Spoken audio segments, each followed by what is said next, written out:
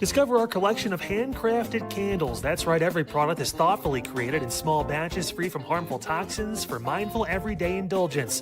Our candles are hand-poured in coconut soy wax with natural wood wicks, offering a long-lasting burn and rich fragrances.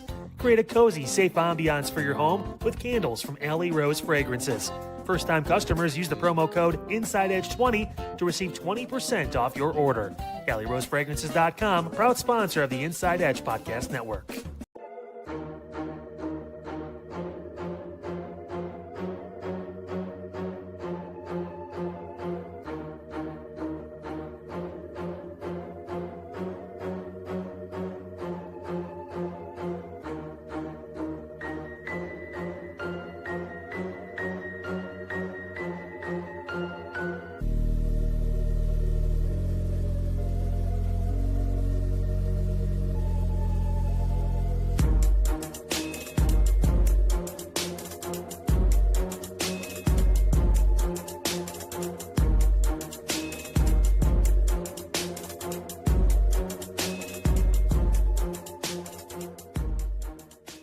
Fanatics isn't just our name, it's who we are. Loyal, passionate fans dedicated to our favorite teams and to the sports we love. That's why we're honored to be able to offer fans the world's largest collection of official sports apparel and sports jerseys from all the leagues, teams, and players you love.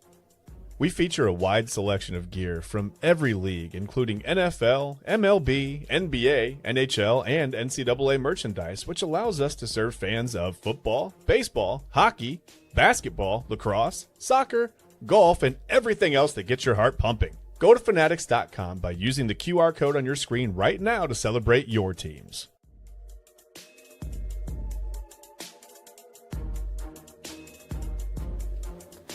And welcome in, everybody, to another episode of Inside Edge Primetime here on the Inside Edge Network. Chad Bryan to my right, your right, everybody's right. I'm Eli Moon. We are in the saddle, on the saddle, saddle adjacent here on your Wednesday. I feel like Kyle Cornell on Unfiltered. He's always like, June 24th, but I don't do as good of a job as Kyle. But I will say hello to all you hooligans and good-hearted people out there. Cannot wait to have a conversation with you for the next 3 hours. Of course, we're with you Inside Edge Prime Time from 10 to 11 p.m. And then, of course, the Daily Spiral with Autumn Chisholm, her co-host, right there. To my right, your right, everybody's right, Chad Bryan. And then, of course, we have Double A Anthony Alford at Midnight Run. It's at midnight run. It's going to be an exciting evening stream. We've had a lot of great coverage all day. Of course, the morning show with Omar Clausell Jr. If you missed that this morning, 10 to 11 a.m., go back and check that out. Omar went over one of his favorite vinyls on his Wednesday vinyl showcase. Really, really cool. He also taught some World Cup. If you really need some breakdown on the World Cup of who's who and why, this team is doing well and why I should get invested in these teams, Omar gives you all of that in his World Cup Minute. It's a really good start to the show. And then, of course, Kyle Cornell, 5 to 6 p.m. on Unfiltered. We had a lot of very, very important stuff we were covering. He also got a little sportsy with it, so it was a really good show as well. And now here we are in the evening stream. So we are rocking and rolling. Make sure you like, subscribe, follow at Inside Edge Net on all the socials. That's YouTube, X, Facebook, Instagram, TikTok, Twitch. We're all over that. We are just doing the thing. Inside Edge Net. Go to our website, InsideEdgeNetwork.com. InsideEdgeNetwork.com is where you're going to read about your favorite personalities like Chad Bryan, myself, and everybody does a great job weekly and daily here on the Inside Edge Network. You can go over to our partners page, couldn't do without them. W Energy, Monster Moments, SportsMemorabilia.com, Fanatics.com, AlleyRoseFragrances.com, and Omega Video Marketing. Couldn't do without them. Couldn't do without you at home. So go to the merchandise store. Grab a shirt, a polo, a hat, a mug, a windbreaker. Tuck it away for travel. Get ready to rock with the Inside Edge Network at InsideEdgeNetwork.com and download our app. We're on Roku. Inside Edge Network app. Search it, Inside Edge Network. Get the app. Get it with us on Roku. We're pretty much everywhere now, folks. So we are rocking and rolling. Chad B., my goodness gracious. How are you doing today? I am doing pretty well. It's Wednesday. We're gonna find out in a little bit if I'm caught up on my Love Island study guide that I received from Chisholm.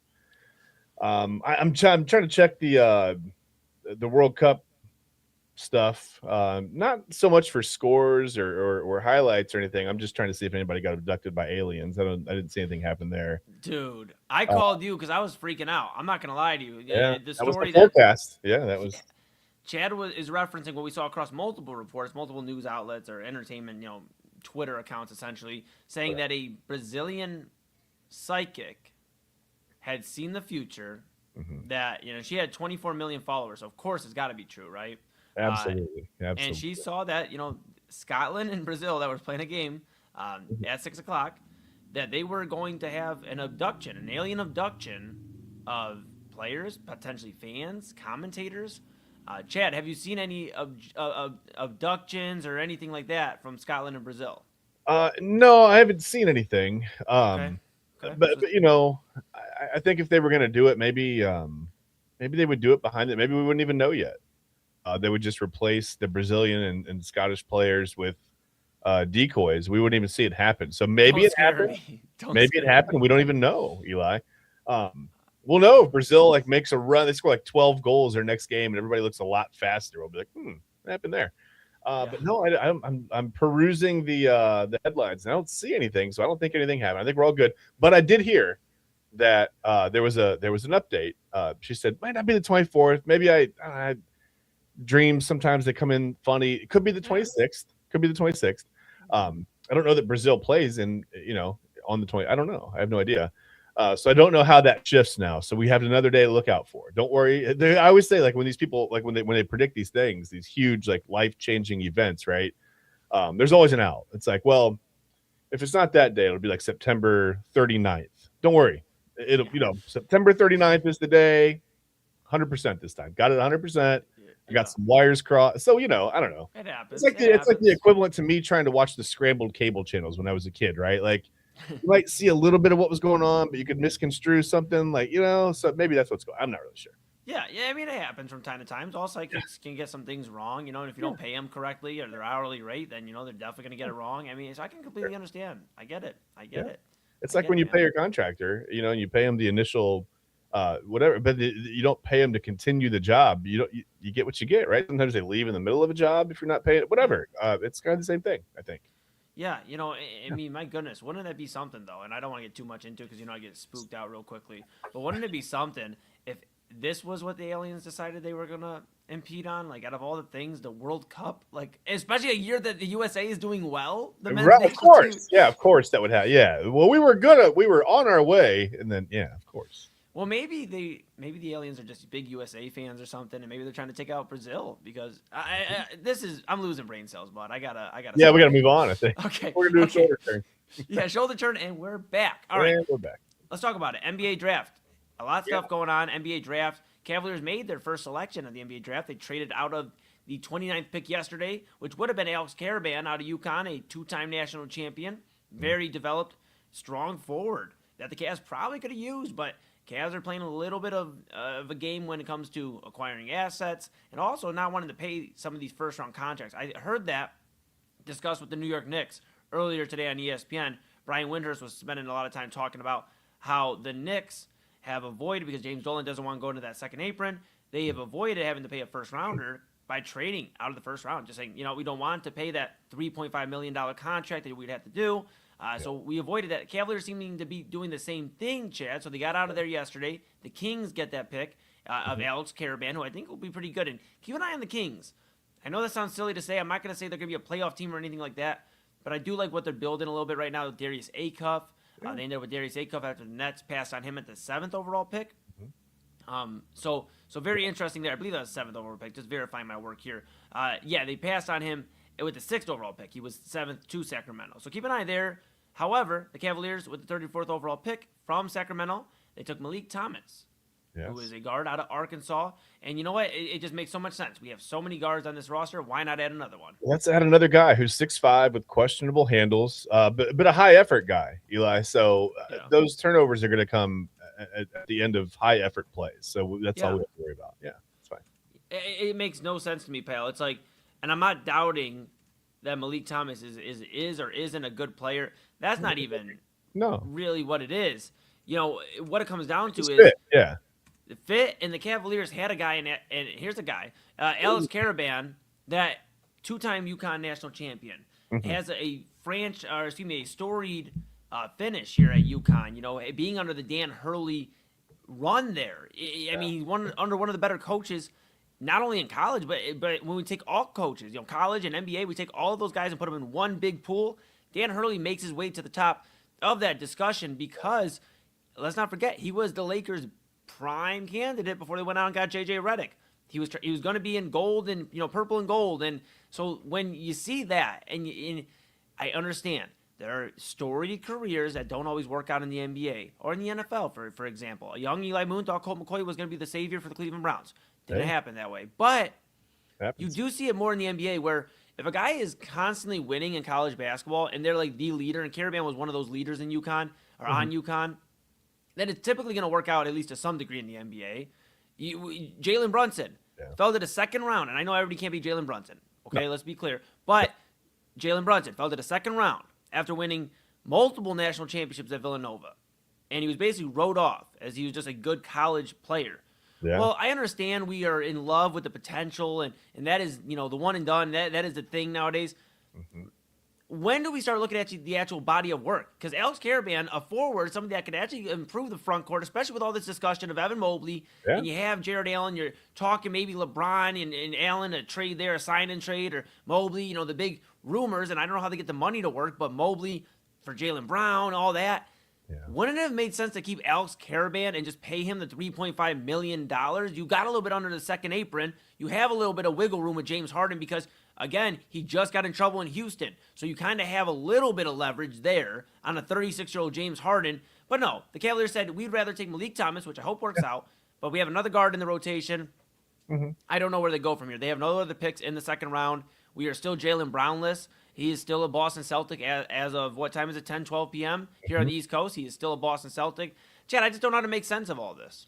Any word on whether or not we can work out a trade with the Heat to get a guy named Giannis Antetokounmpo? Is there any? Do you think they're tired of him yet there, or are we just kind of out of luck on that one? No, I think they're probably already making a stat. They're going to hold on to him. Okay, that's fine. Probably. That's fine.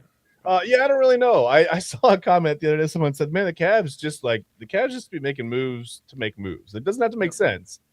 Is it a move? We'll do it. You know what I mean? And it's kind of true. It's like, let's get rid of all of our draft picks. Let's trade back from an obscure pick to an even more obscure pick. Let's move off of a player who could seemingly help. And again, probably a rotational guy, whatever. But could help. Let's add where our actual strength is. Let's add a player like that. Instead of adding to the weakest areas of the team, let's add to the strongest area where we have the most guys. Not necessarily the strongest area, but where we have the most guys. I don't know. I mean, whatever. Some picks work out, some picks don't. After like 6 or 7, sometimes in the NBA draft, it's a little bit of a crapshoot. But I don't know. I'm not really sure what the Cavs have done. But yeah, I mean, like I said, no shade toward Malik Thomas. I mean, I'm sure he's a good basketball player. I just don't know about the fit. And unless they're eyeing a trade, who knows? I don't know how that would work and how it would even involve Malik Thomas. But yeah, here we are. Yeah. Just kind of crazy, right? And Kobe Altman, we don't have the sound right at this moment. We'll try to grab it when we're coming back from break here. But this is from Cameron Justice over there at Channel 5. Cameron Justice put this out here. This is about Kobe Altman. She had asked about the draft process, making the trade back, and ultimately selecting Malik Thomas at number 34. Chad, this was Kobe Altman's response. We were looking at exit strategies all along. We certainly need to navigate this tax and second apron. Said Thomas was their clear selection after the trade. And we'll try to get that audio during the break and play that coming back from break. But it just seems like, again, and he addressed it right there. The president of basketball operations, Kobe Altman, mentions that the Cavs are trying to stay under the second apron. But for what reason? Okay, obviously, yes, they're trying to stay under there so they can sign players. But who is your plan? Who exactly is your plan? Everybody's pretty much under contract right now. James Harden has to be negotiated into, if you're not picking up your option, we got to sign you. But I think it could be a little more team-friendly. And he seems to be under the understanding at 37 years old that, okay, I'm going to take a little bit more of a friendly contract to get somebody in here that can actually help us. Mm-hmm. But what exactly are you staying under the second apron and focusing so much on? Because there is a reality where you do need to add some sort of youth to this team that's going to be here after Donovan crosses over 30 and starts getting into a little bit older. Jared Allen, still around the same age as Donovan, going to get over 30. I know that's not old. I get it. As somebody who's turning 29 here in a month, it's not old. But in basketball terms, we're starting to kind of get to the back end. Kyle, I hope you're not listening. But of these careers. And back end. I don't know where it Oh, my goodness. But no. But I have a question. So if he's such a high value guy, Okay. And I'm not, again, no shade toward Malik Thomas. I mean, I would have him on the show tomorrow and I'd welcome him in, whatever. Yeah. I'm not trying to say that, but sometimes the NBA draft, it just mystifies me, right? If he's a high value guy, why didn't the Grizzlies take him at their pick at number 32, where they took a 6'5" Richie Saunders from BYU, who's coming off a pretty serious knee injury? You know, like I just, wouldn't you want to take the guy who's 6'5" and can move and doesn't have the knee injury? I don't know. It seems, like I said, after like the top 5, 6, 7 picks in the NBA draft, I'm mystified. And by the way, really quickly, you brought up Brian Windhorst. Yes. And we can talk about the whole idea of whatever he said, trading Jared Allen, to the Lakers to get LeBron to come here, and LeBron would have to be willing to sign. But he said the Lakers, did you see what he said? On ESPN, he said the Lakers would kill for Jarrett Allen. He said, I did see that. We got to teach Brian Windhorst how fractions and decimals work. He said they would do that deal in 17/10 of a second. That doesn't work. That does. And I thought, why? So is that like layered speak? Like, would they not do the deal? Would they hesitate? Is that what you're saying? It would take them longer than the 10th of a second? Like, I don't know what he meant by that, but whatever. Yeah, the Cavs. I don't know what they're gonna do. I don't know what they can do. Maybe LeBron still ends up here. Maybe he doesn't. I don't know. I feel like we're just going to make a lateral move somewhere. I mean, that's your only move, really, is LeBron at this point, right? Yeah. Because if you're not comfortable, if you're the Cavaliers and you're not comfortable getting off of Evan Mobley or Donovan Mitchell, then it seems like based off what you mentioned there, and I did see that with Windhorst talking. When you say, did you see Brian Windhorst on ESPN? It's like, at what point, bro? He was on. Like 10 hours a day. Yeah, he spends 3.5 hours a day on it. You're right. Yeah, but no, you're spot on. It seems like based off what Windhorst is saying and reporting that Jared Allen would be the move, right? That moves this Lakers Cavs discussion, and of course it has to be based off of LeBron wanting to come back here, and all of that making sense too. But exactly what else are you doing? Like, okay, so you move out Jared Allen, you bring LeBron in. You move Mobley down to the 4, now down to the 5, LeBron's at the 4. What exactly are we doing? I don't know. And if you go get Jaylen Brown, where does he fit in with the starting line? Like, does James Harden then come off the bench? You have to move off of Donovan Mitchell. That trade does not work for Evan Mobley. And I know Boston loves Evan Mobley. There's two. So I was talking to Double A earlier today, and I'll kind of bring this to the light. And we got to go to break in just a few moments here. So I know you won't have too much time to explain or get back after tonight. But we will revisit this week because I think there's a lot of life about what I'm about to say. Yeah. I think Jaylen Brown's a Minnesota Timberwolf by the end of the week. By the end of the week, I think I said it yesterday. I said it Sunday night. I think Jaylen Brown is a Minnesota Timberwolf by the end of the week. Starting to make more sense, yeah. Anthony Edwards has never had a backcourt member that is actually around the same age as him, is pushing, towards wanting to win another NBA championship for Jaylen Brown and win his first, and Anthony Edwards. He's had Mike Conley. He's played well, but he's an aging veteran. They haven't really had anything to be like, this is your running mate. They tried with Julius Randle before it was Cat, and I know it worked in New York for Cat, but it didn't work in Minnesota for what they were trying to do. So Jaylen Brown, boom, he's disgruntled. He goes to Minnesota.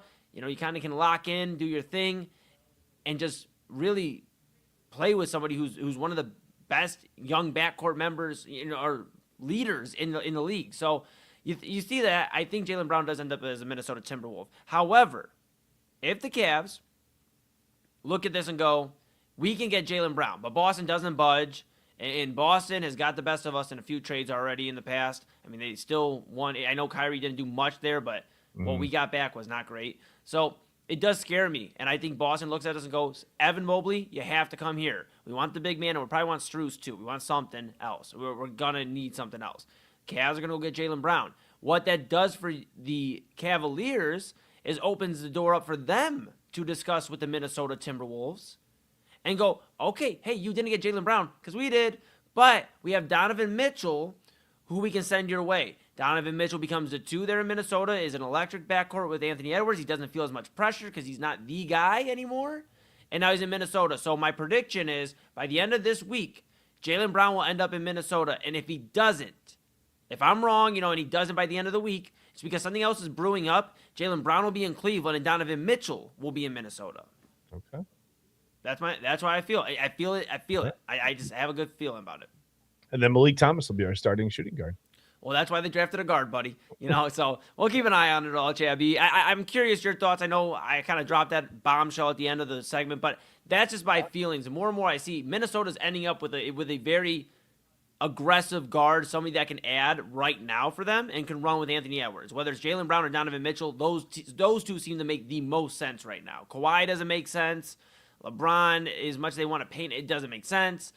Those moves, there are two guys they can go out and get right now to keep Anthony Edwards happy. Donovan Mitchell or Jaylen Brown. So keep an eye on it all. Let's do it. All right, cool. All right, Chad B, over to my right, your right, everybody's right. I'm Eli Moon. This has been, it will continue to be, and forever will be Inside Edge Primetime. We're just getting started here on your Wednesday. Remember, 3-hour phenomenon of a stream, as I like to call it, the one stream phenomenon. We have Inside Edge Primetime with Chad and I till 11 o'clock, the Daily Spiral with Autumn and Chad from 11 to 12, and then at midnight, the Midnight Run. It is Midnight Run with Anthony Alford. And we'll be rocking and rolling here. Make sure you like, subscribe, follow at InsideEdge Net on all the socials. Chabby, you look like, do you have anything pressing to say before we go to break? You look like you may have something on your chest. Oh, I just thought maybe we should try to answer this question when we come back. When we get back from break, we'll try to. I don't know if the Jazz are going to make that big of a jump, but we'll tell you what we think when we come back. Maybe real quick.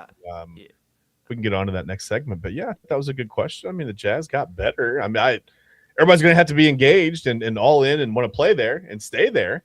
Yeah. For them to actually get in there, have to be on the floor. Yeah. Well, maybe we'll try to answer that when we get back real quick. Sure will. Well, stay tuned, everybody out there, and Lone Werewolf in Arizona. Stay tuned. We'll answer your question when we come back here on Inside Edge Primetime and the Inside Edge Network. Chad B, I'm Eli Moon. We are back right after this. Key On Sports is the leader in Ohio high school athletic coverage in written, print, and video streaming. From the latest news and results and written content to the high school football game of the week every Friday, Key On Sports has you covered. The vision of 15-time published author Vince McKee has become the most trusted site in Ohio high school athletic news. From podcasts to player profiles, Key On Sports is your one-stop for all of it. Visit them today at keyonsports.com or on YouTube at Key On Sports. Check out their socials on Twitter and Facebook as well. Clean energy, bold flavors, and no jitters. See why people won't shut up about Dubby. Clean energy, no jitters or crash. Whether you're starting your workday or getting ready to exercise, Dubby Energy helps you lock in and focus. With over 15 flavors to choose from, you can't miss. Order Dubby Energy right now by using the QR code on your screen and use the promo code InsideEdge10 to receive 10% off your order. Dubby Energy, your energy-focused sponsor of the Inside Edge Network, Cleveland's digital leader. Discover our collection of body mists made with clean, minimal ingredients. Handcrafted with natural essential oils and clean ingredients, they offer a natural alternative to synthetic fragrances. Perfect for sensitive skin and those seeking clean, mindful self-care, and the perfect gift for you or your special someone. Courtesy of Alley Rose Fragrances. First-time customers, use that promo code InsideEdge20 to receive 20% off your order. AlleyRoseFragrances.com, a proud sponsor of the Inside Edge Network, Cleveland's digital leader. Whether searching for a baseball autographed by your favorite World Series slugger, a signed football by an iconic Hall of Famer, or the jersey of a world-famous soccer star, you've come to the right place. Here at SportsMemorabilia.com, the web's leading source of authentic sports memorabilia, you'll find more than 500,000 authentic products from nearly every professional sports league, team, and players. Not only will you find your next prized sports possession with ease thanks to superb customer service and tremendous site experience, you'll have the satisfaction and peace of mind that every product listed comes complete with a certificate of authenticity and is fully backed by the SportsMemorabilia.com lifetime authenticity guarantee. Go to SportsMemorabilia.com by using the QR code on your screen right now. SportsMemorabilia.com, a proud sponsor of the Inside Edge Podcast Network, Cleveland's digital leader. Find us on InsideEdgeNetwork.com for the latest information on your favorite shows, personalities, and network partners. Plus, guess what? We have a merch shop. That's right, we have network polos, t-shirts, champion jackets, hats, and bottles. Rep the network. Every purchase supports independent sports and entertainment media. Use the QR code on your screen right now to check out InsideEdgeNetwork.com. That's InsideEdgeNetwork.com. So I'll tell you what, we are in World Cup season, but Eli, I guarantee you they are not. I guarantee you Messi is not trying this. Yeah, probably not. Peanut butter, honey bun sandwich. Probably not Double A. I'll be honest. Now, you see behind me the World Cup Minute. We'll hear in the morning. If you're hearing this after the morning, then you heard in the morning the World Cup Minute with our guy, Omar Clausel Jr. on the morning show, the Inside Edge Network morning show. And yes, Messi, Ronaldo, Mbappe, Pulisic, they are not having the peanut butter honey bun sandwich, but they're having a ball. Messi's been on fire. Ronaldo got on the board twice. And though we have been enjoying our soccer run, Double A, we talked a lot of basketball on Inside Edge Primetime. We talked about the NBA draft. We flashed back to the Vlade Divac and Kobe Bryant trade with Charlotte and LA. And we did our Tuesday top 5. We talked the best Miami Heat players of all time with Giannis Antetokounmpo going there. That was a lot of fun. And then, of course, I jumped on the Daily Spiral. We talked about Love Island. I think I passed at least a little bit of the test. We talked a little bit more Sorsby. And apparently I did not pass. You did not. You did not. But you know what you did do? You did a great job not only having that honey bun, and you also did a great job talking about the impact this Brendan Sorsby's news is happened today. Yeah, we'll see if any more legal things happen with that story. But coming up tonight, will the Cavaliers actually make a pick? We'll talk about that with the NBA draft and a whole lot of other things. And our newest installment of Midnight Conversations comes your way, where we will try. I think all of us are going to try. Myself, Eli, and Omar. I think all of us are going to try the smoked bacon honey bun, bacon wrapped honey bun. Diabetes has just went up. 3 shows, 1 stream tonight, 10 o'clock, right here on the Inside Edge Network. Like and subscribe at Inside Edge Net. We're also simulcasting at Key on Sports on YouTube and Facebook.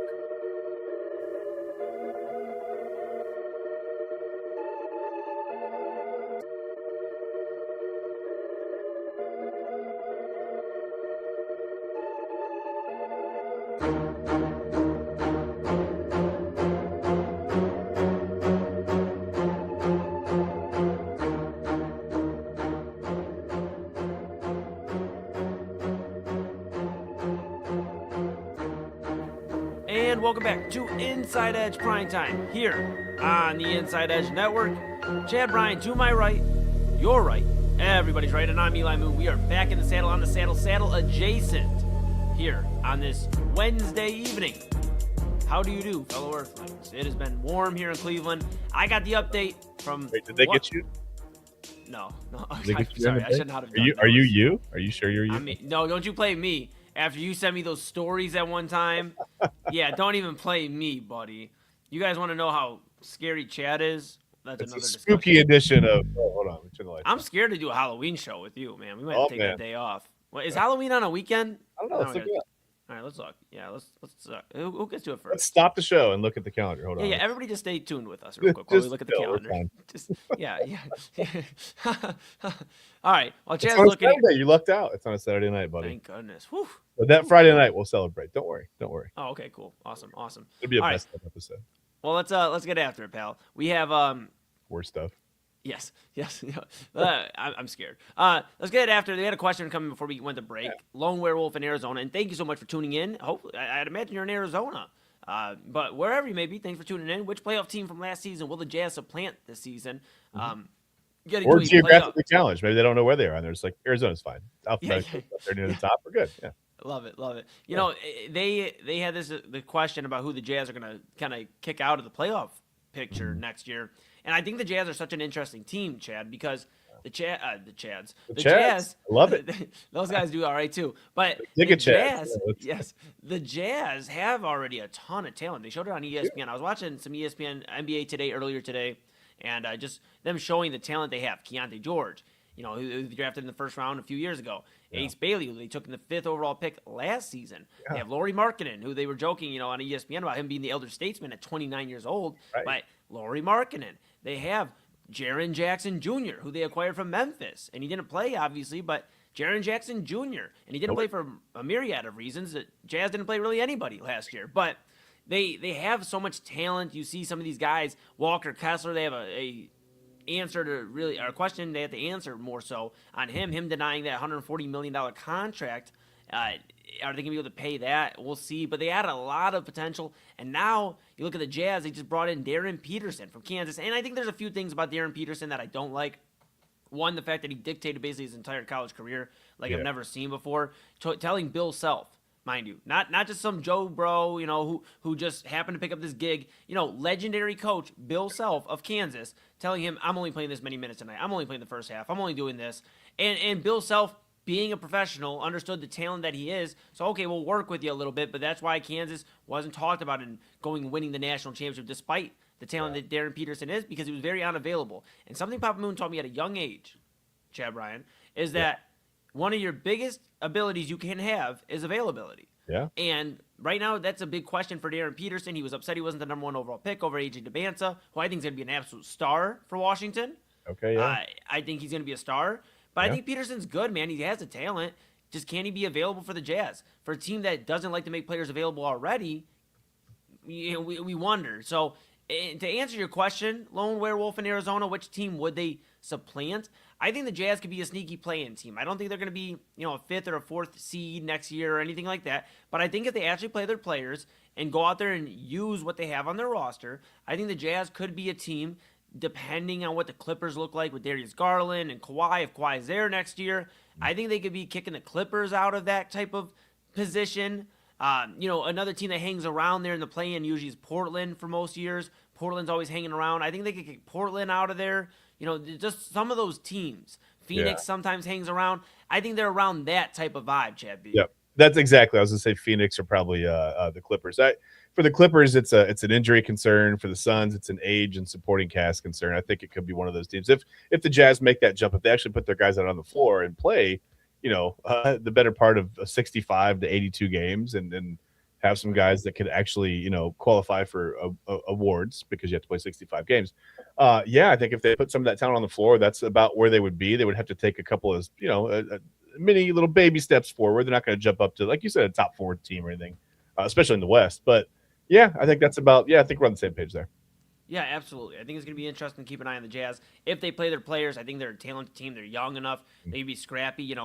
I was hearing talks, of Brian Winder saying, when you look at OKC, when you look at San Antonio, you need length and you need youth and depth to be able to beat these teams. And Utah's putting together the right roster. Will they actually play that roster? And can that roster develop into what they're looking for? We'll find out. Speaking of the Jazz, by the way, I thought if we're going to do a top 5 list of the top Jazz players, it would be the top Jazz notes of all time. That's what I went with. I figured that out last night. Yeah, I like that. All right. Well, I think we're going to start doing that with some of the teams here coming up. I think especially as we enter the NBA offseason, we're in there right now. I think doing that would be a lot of fun. It'll be a lot of fun. It'll be a lot of fun, too. I know we have Way Back Wednesday coming up here after the break. I send you back in the time machine. I get real concerned. I haven't been as concerned. I got it down now. I'm pretty full-time using the right fuel. I think I'm all good now. Yeah, I believe in you this time. I believe in you. Now, with that being said, I had a question that came to my mind earlier today, and I just said, and it's not because I ate any food, anything, or have been absolutely stuffing my face for the last weekend and a few days into the week now. None of that, absolutely. Right. My question to you is, okay, July 4th, Nathan's Hot Dog Eating Contest is going to be back. Joey Chestnut, despite his legal issues right now, is going to be there. He's going to be defending his crown for the hot dog eating competition. And I'm not saying you can eat 80 hot dogs or 78 or 71. I mean, I understand. I get that's a lot of hot dogs. That's a lot. My question to you is, how many hot dogs in a 10-minute span, the way they do it, like you got to eat the hot dog. You don't have to do the same formula. Some of them are a little weird. But the hot dog and dip in the bun, how many hot dogs and buns can you eat in a 10-minute sitting? I would like to say that I would have a chance to compete with someone. But the reality is, I'm a pretty slow eater. And it's not that I just like to savor my food, right? When I enjoy eating, I like to eat. We talk about food all the time. Every night I come in here, I sign into the studio and I'm like, I'm going to avoid the topic of food tonight. And then here we are. We're going to talk about food, but then you guys got me with the, other thing, whatever you show me food before the show. And I'm like, this wasn't supposed to go this way. This is why I end up eating at 1 a.m. every night now. But, got to start working out at 2 a.m. to make up for it. I don't know. I maybe 10, you give me 10 minutes. Listen, man, I would love to tell you that I can sit here and eat 20 hot dogs. It's not going to happen though. I just don't think I could do it. Maybe 10. Maybe 10. About a hot dog a minute, maybe. I'm not a speed eater. I don't know. I couldn't do it. Maybe about 10. Maybe 15. Maybe if I'm really hungry, maybe 15. But my goodness, the way I would feel afterwards, Eli, I don't know, man. So, I mean, everybody knows I'm not a big eater, and I do kind of, I get the joke that I'm a bird eater because I I eat like a bird, I like come back and I pick at it and I eat like a little bit here and there, Yeah. I was the kid growing up that like if the burger sat there too long, I just start picking at the bun and like eating the bun. I was one of those kids. So I understand that this may not look like a formidable, I look like a formidable foe to this hot dog eating competition. But I will say this: if I fasted for like 2-3 days, which I do pretty regularly now. I mean, I'm on a heater right now in terms of eating food, but I do fast for like 2-3 days. Yeah. And if I did that, here's a guy who can give you 15, maybe 20 hot dogs in about okay, sorry. I'm telling you, I think for sure at least 20. At least 20 hot dogs in 10 minutes. If I fasted for like 2-3 days. Okay. But do you think that's the move? Fasting, do you think that because they say you should actually eat, you should almost have like a bigger meal, stretch out your stomach, and then give yourself a little bit more time between meals. They say you shouldn't fast for a couple of days before these eating competitions. Maybe snack. Maybe I'll eat like a bag of chips, once or twice throughout the day to at least get something in my stomach. But no, I want to be as hungry as possible. You don't want the food to shock your system. You're like, whoa, what are we doing? It's the first time we've seen food in like 48. What is this? You know what I mean? And the thing that scares me too is you can't throw up. Like, you're not allowed to throw up in those 10 minutes, or it's just you're disqualified. So I would have to hold it in too. That is a little nerve wracking, but I would say I think I could get 20 hot dogs, 20 to 25. I wouldn't be so worried about the throw because I wouldn't have a chance to win anyway. So I don't think I'd be worried about being disqualified.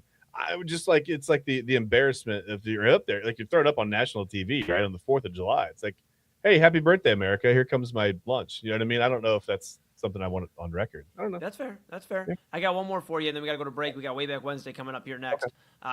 One more for you. Not hot dogs. Let's make it a little easier, okay? Everybody loves donuts. Everybody loves donuts. I like donuts. So how many jelly donuts? Are you a jelly donut guy?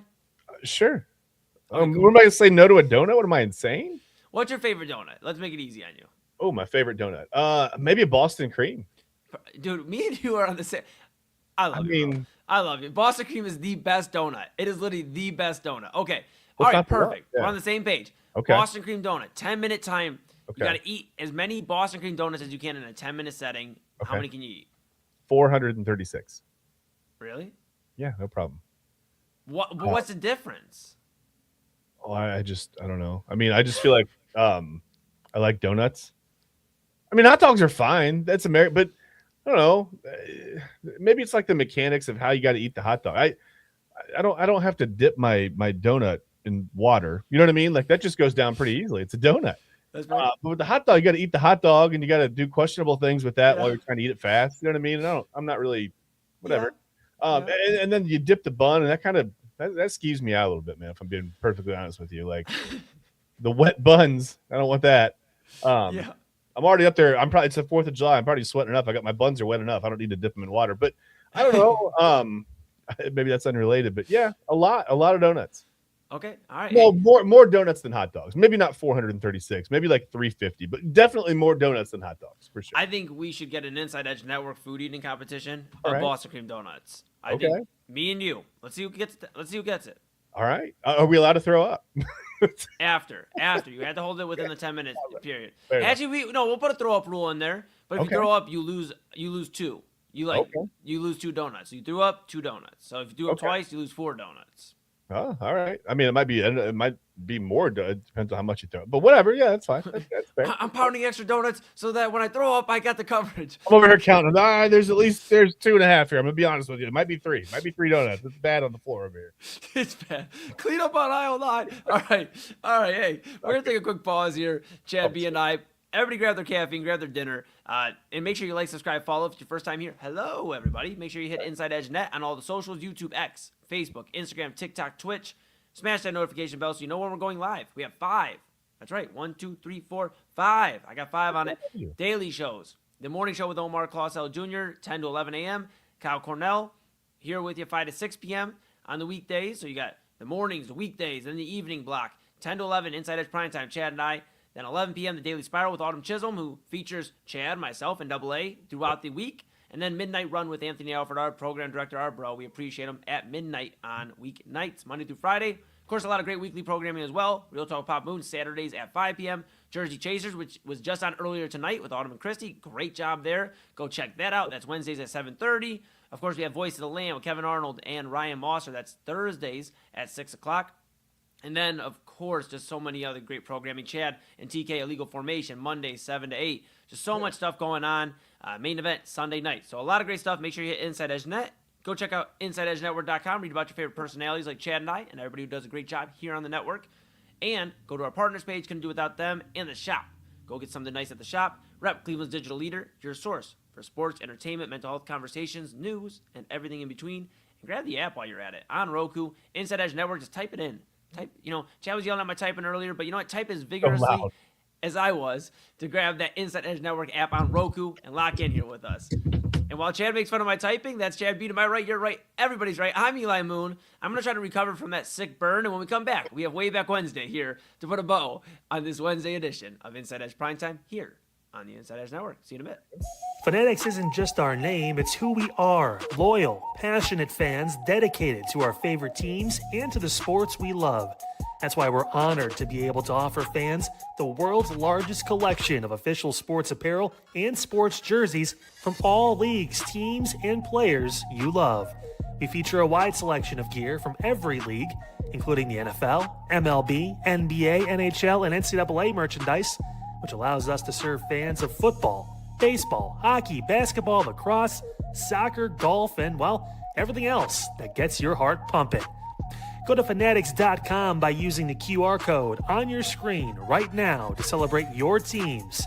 That's Fanatics.com, a proud sponsor of the Inside Edge Network, Cleveland's digital leader.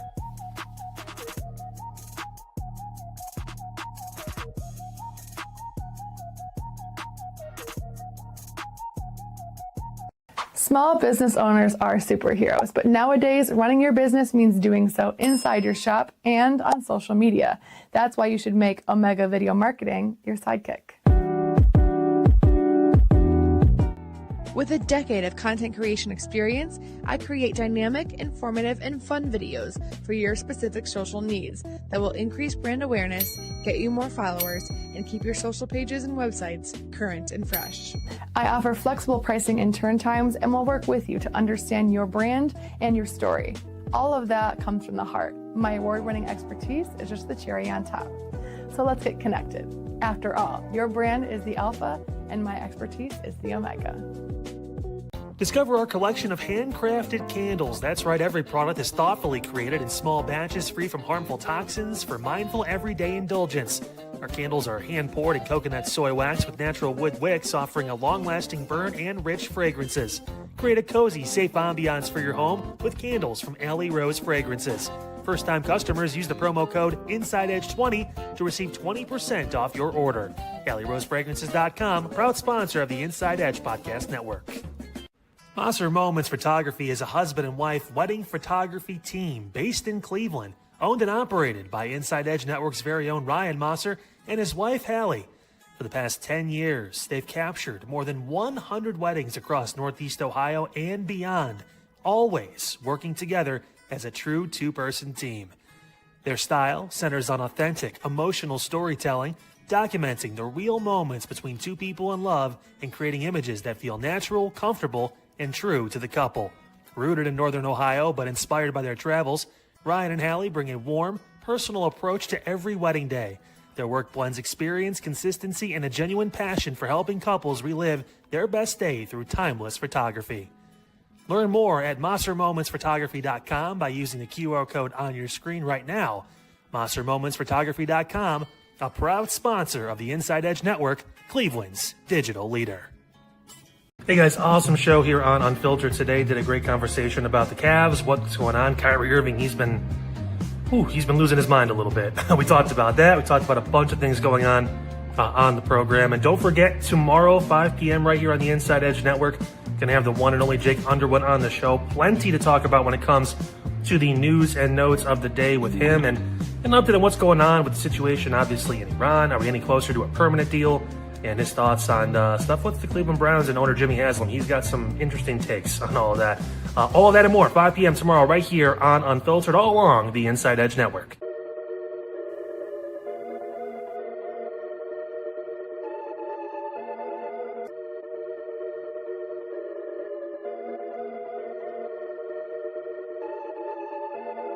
And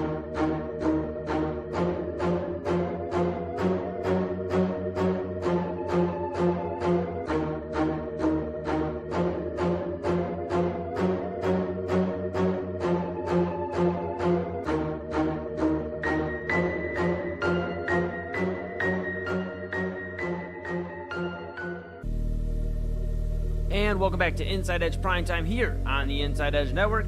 Chad Bryan to my right, your right, everybody's... Oh my God. Okay. And I'm Eli Moon, and we're back here on Inside Edge Primetime here on the Inside Edge Network. Every week. Every freaking week. Yeah, okay, what? Yeah, I think what happens when I go back to a point where and there was always internet streaming. We know that. I went all the way back to the 1300s. They always had the internet back then. Sure did. The problem was they didn't have internet streaming in color. It was just black and white. So the color streaming slowed down the yeah. Okay. So yeah, I think that's what. It's just when I go back far enough in time, I come back a little black and white. Okay, I mean I can live with that. I can live with that. I just get figured it out. Yeah. Okay. All right. There's no exact science to this stuff. Yeah. Well, we need a psychic to tell me when you're coming back to normal. Maybe, I mean, but we can't trust the dates and times. At least with these dates, we know these are factual. I'm looking around. I didn't bring any donuts back. I was hoping maybe a donut or two would slide in here, but no such luck. Okay. No such luck. So it's Wednesday. Almost that's Tuesday. It's Wednesday. That means it's time for Throwback Thursday, right? No, that was the other week. It's time for Way Back Wednesday, and I went way back tonight. Way back, way back. I saw some crazy things. Maybe we just should get right into it. Yeah. Because on this date, on June 24th, in 1374, and I know we're all pretty happy about, we're looking at the Cavs taking Malik Thomas, and we're dancing, right? We're so happy that we're adding another guard to this roster, that we're another 6'5" guy, high effort guy with, very little handles. We're just, again, I'm joking. But we're dancing. And in 1374 on this date, they were really dancing, Eli. The fatal dance manias of medieval Europe. But a sudden outbreak of St. John's dance causes people in the streets of Aachen? I don't know. A city in Germany to experience hallucinations and begin to jump and twitch uncontrollably until they collapsed from exhaustion and died, Eli. Usually I don't like to go with a lot of there's a lot of stuff. It's like, this happened and 400 people died. I try to stay away from those, but this one was crazy, right? Like a bunch of people just started dancing. I've heard of this before. It was basically like a whole town of people. Just the whole city was dancing. They were dancing in the streets, and then they died. Now the thing is, I've heard some crazy stories. I once had a crazy neighbor who once told me they had a dance competition for a radio station back in the day. Huh? He did. He was not sober about doing that. He did the opposite of slow. Okay. Which would be speed. And that's what, yes. And he did. I was going to say the Watusi. I thought we were talking about dances. I didn't know what we were doing. Okay. That's fine. And, he did not, obviously he was able to tell the story, so it was not fatal. But he did explain how that can kind of get you dancing for. I mean, maybe he wasn't in his right mind when he was telling me this. So, but he was telling me that he did this to win this dance competition. He took third, so it didn't work out. But he did dance his behind off and his back end off, and this is incredible just seeing the dance part. But what makes me sad is that it was fatal. That people were gone, people unalived. Yeah, and they couldn't. Apparently, I've read it. Like I said, I've read a little bit about that. They couldn't stop this. They couldn't. This was just, I don't know if this was like a, carbon monoxide thing. Probably not back then. I don't know. They just started dancing, and who knows, maybe, I don't know, contaminated drinking water. I don't know. I have no idea. But they started dancing in the streets, and they couldn't stop. And I don't know if maybe some people were dancing in their homes. I don't know if everybody danced in the streets. I don't know. I'm not really sure. Where was the Department of Health during this time? Dancing in the streets. No one was safe. Yeah. No one was safe. Maybe they just played everybody's jam. Everybody had that one collective jam, and they played it in the streets in Aachen, in that city in Germany, and that was it. That's what you sound like when the doctor's like, and now go ahead and open up wide. Like the dentist, Aachen. All right. Fair enough. What's next? Well, I buzzed ahead about 500 years. Wow, that's a jump. That's a huge jump. I don't recommend that.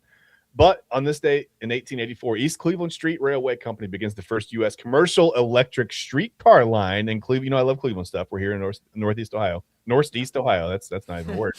But whatever. In Cleveland, Ohio, on the Bentley Knight system. And I looked into that and went down the rabbit hole a little bit. So that started the first, I guess it was on Garden Street. And by 1903, several mergers, a lot of companies working together. By 1903, they had more than 230 miles of track through the city and 901 streetcars in operation. And by about 1942 or so, they had a little over 1,700 streetcars going at one time. And I think that was about the high point of that. But 1946, it said public transportation hit an all-time high with 493 million passengers. Wow.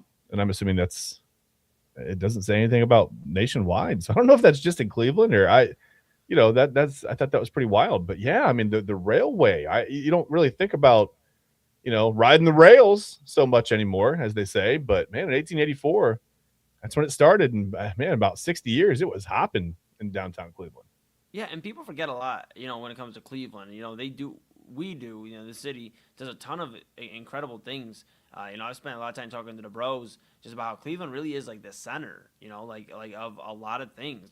We don't think about it a lot of times because we're here, we live in Cleveland, but there's a lot of cool stuff that is originated and inspired from Cleveland, from music to sports to inventions to really just moving the world forward in a positive light. And I think this is really cool.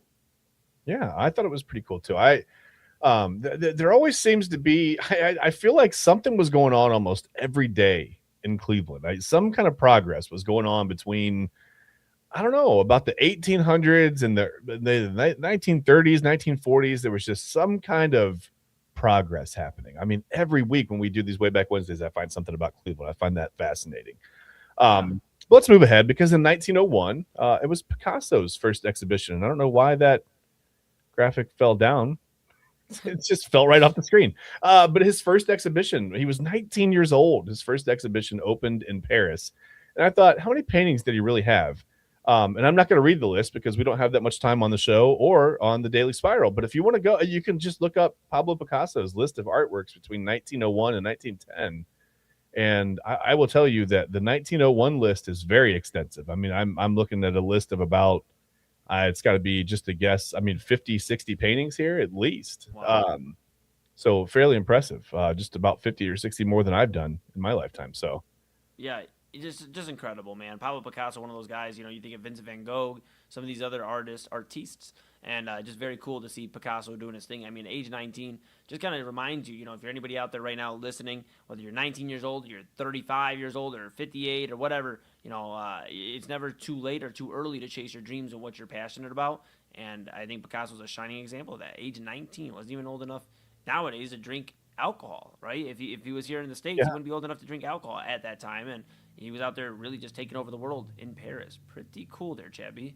Unbelievable. But in 1922, this is cool too. The Staleys, the Chicago Staleys, become the Chicago Bears. Okay. At one point, they were the Decatur Staleys. That was just an interesting time, I think. A.E. Staley was the owner, named the team after himself, and eventually, I think they decided the Bears would sound a little better, maybe had a better ring to it than the Staleys. Yeah. They would become Chicago, and eventually, the last time I made a Hammond, Indiana joke, my power went out, so we'll leave that one alone. But 1922, on this date, the Staleys became the Bears. I like it, and I think it's silly to think about team names being after the owner or the governor or whatever you want to think about. I think that is some of the silliest stuff ever, man. And you know what? For that, I can't wait till when I am in a high position of power that I can own an NFL team, and we're going to be the Cleveland Moons. The Moons. And I don't want to know. We can talk about the logo. Maybe we'll have to do that on Midnight Run. We'll talk about what your logo is going to be, but that'll be that's for a later time of the night. And I know we're up against it, so I'm going to buzz through these last couple ones pretty quickly. But speaking of progress in Cleveland, in 1930 on this date, ground is broken for the construction of Cleveland Stadium, which would become Municipal Stadium, home of the MLB's Indians and the NFL's Browns. You see the Indians played there from 1932 to 1993. The Browns played from 1946 to 95 in Municipal Stadium. So a beloved building by many, many Cleveland sports fans. you hear so many cool stories in Municipal Stadium. I mean, just, Papa Moon and his mom and, his fam, his brothers and sisters would go out and have picnics at Municipal Stadium. And, you have your picnic and sit there and have a double header. And he's like, we didn't eat at the concession stand. We had PB&Js and, we ate from home. And just cool, man. A lot of cool stories. Of course, everybody ripping the seats out of the stadium when the Browns. Yeah, they probably rode the rail down to the stadium, Eli. I mean, they probably took the rail system they down. Have. Yeah. They have. Man, you're moving through time here. What you got next? Well, in 1979, Ricky Henderson made his MLB debut on this date, on June 24th. I was 4 days old when Ricky Henderson made his debut. That's pretty fun. And he steals his first base in his very first game, and he would go on to steal, I don't know how many bases that season. He would steal 33 for the A's that season, and he would go on, of course, in his career to steal over, well, I mean, just absolutely ridiculous. 1,400 stolen bases, 1,406, of course. Yeah. And we think of Ricky Henderson as maybe the best leadoff hitter of all time. And if you ask Ricky Henderson, based off of our AI prompt earlier on this month, he is the greatest to ever do this, ever. So, yes. Just incredible. All right, yes. I know you got one more hiding in there. What else you got? One more, because it's the NBA draft. The NBA draft is going on. So on this date, on June 24th in 1992, LSU center Shaquille O'Neal was the very first pick by the Orlando Magic. I'd say they did pretty well with that. They sure did, man. I mean, I hear all the stories about, Shaq was a military kid, so they were trying to get him over to the different military bases, like different, Air Force and all that. And he's like, I'm going to go to LSU. And I think it worked out pretty well for him, worked out for the Magic. I wish Penny and Shaq would have got one, man. If Penny could have just stayed healthy, who knows? And that's a different discussion for a different day. But, man, yeah, they did all right. They did all right with Shaq, the Shaqalier, as we call I'm back it. in color. Look at me. You're back. You're back. It Perfect fades. timing. Yeah, it just like I said, I think I got this figured out now. Why I come back in black and white and how I get back to color. I think I got this kind of I'm getting this down, Eli. This is going pretty well now. Well, you did a perfect job, and you did it right in time, because now you're absolutely about to get quizzed, ridiculed. Yes. Confronted. Confronted's a big one. All those things. Maybe potentially kicked off air. Possibly bullied. Who knows? Yeah. Bullied. Right. Chad, bullied. Bullied. Yeah, bullied. Just so you know, air quotes. that means we're not being as serious. With that being said, I'm gonna dip out of here, but not before changing the lights, of course. Because I love what we look like all the time. But goodness gracious, damn, does that red look good on us? Okay, so with that being said, this has been Inside Edge Primetime here on the Inside Edge Network. That's Chad Bryant. To my right, you're right. Everybody's right. I'm Eli Moon. This has been Inside Edge Primetime. We're back with you tomorrow to start off the stream at 10 p.m. for a very fun Thursday. A lot in store. We'll have some more reaction, but of course, it is time for everybody's favorite season. That's what we hear. It is time for the one, the only Autumn Chisholm here with the Daily Spiral. Chad B as her co-host for the evening. I'm going to slide into the abyss, maybe have a few McDonald's cheeseburgers, and I'll be back for Midnight Run. But Autumn Chisholm coming up at the top of the hour. Daily Spiral, don't go anywhere. Chad B, that means you don't go anywhere. You at home too. Key On Sports is the leader in Ohio high school athletic coverage in written, print, and video streaming. From the latest news and results and written content to the high school football game of the week every Friday, Key On Sports has you covered. The vision of 15-time published author Vince McKee has become the most trusted site in Ohio high school athletic news. From podcasts to player profiles, Key On Sports is your one stop for all of it. Visit them today at keyonsports.com or on YouTube at Key On Sports. Check out their socials on Twitter and Facebook as well. Clean energy, bold flavors, and no jitters. See why people won't shut up about Dubby. Clean energy, no jitters or crash. Whether you're starting your workday or getting ready to exercise, Dubby Energy helps you lock in and focus. With over 15 flavors to choose from, you can't miss. Order Dubby Energy right now by using the QR code on your screen and use the promo code InsideEdge10 to receive 10% off your order. Dubby Energy, your energy-focused sponsor of the Inside Edge Network, Cleveland's digital leader. Discover our collection of body mists made with clean, minimal ingredients. Handcrafted with natural essential oils and clean ingredients, they offer a natural alternative to synthetic fragrances. Perfect for sensitive skin and those seeking clean, mindful self-care, and the perfect gift for you or your special someone. Courtesy of Alley Rose Fragrances. First-time customers, use that promo code InsideEdge20 to receive 20% off your order. AlleyRoseFragrances.com, a proud sponsor of the Inside Edge Network, Cleveland's digital leader. Whether searching for a baseball autographed by your favorite World Series slugger, a signed football by an iconic Hall of Famer, or the jersey of a world-famous soccer star, you've come to the right place. Here at sportsmemorabilia.com, the web's leading source of authentic sports memorabilia, you'll find more than 500,000 authentic products from nearly every professional sports league, team, and players. Not only will you find your next prized sports possession with ease thanks to superb customer service and tremendous site experience, you'll have the satisfaction and peace of mind that every product listed comes complete with a certificate of authenticity and is fully backed by the sportsmemorabilia.com lifetime authenticity guarantee. Go to sportsmemorabilia.com by using the QR code on your screen right now. Sportsmemorabilia.com, a proud sponsor of the Inside Edge Podcast Network, Cleveland's digital leader. Find us on InsideEdgeNetwork.com for the latest information on your favorite shows, personalities, and network partners. Plus, guess what? We have a merch shop. That's right, we have network polos, t-shirts, champion jackets, hats, and bottles. Rep the network. Every purchase supports independent sports and entertainment media. Use the QR code on your screen right now to check out InsideEdgeNetwork.com. That's InsideEdgeNetwork.com.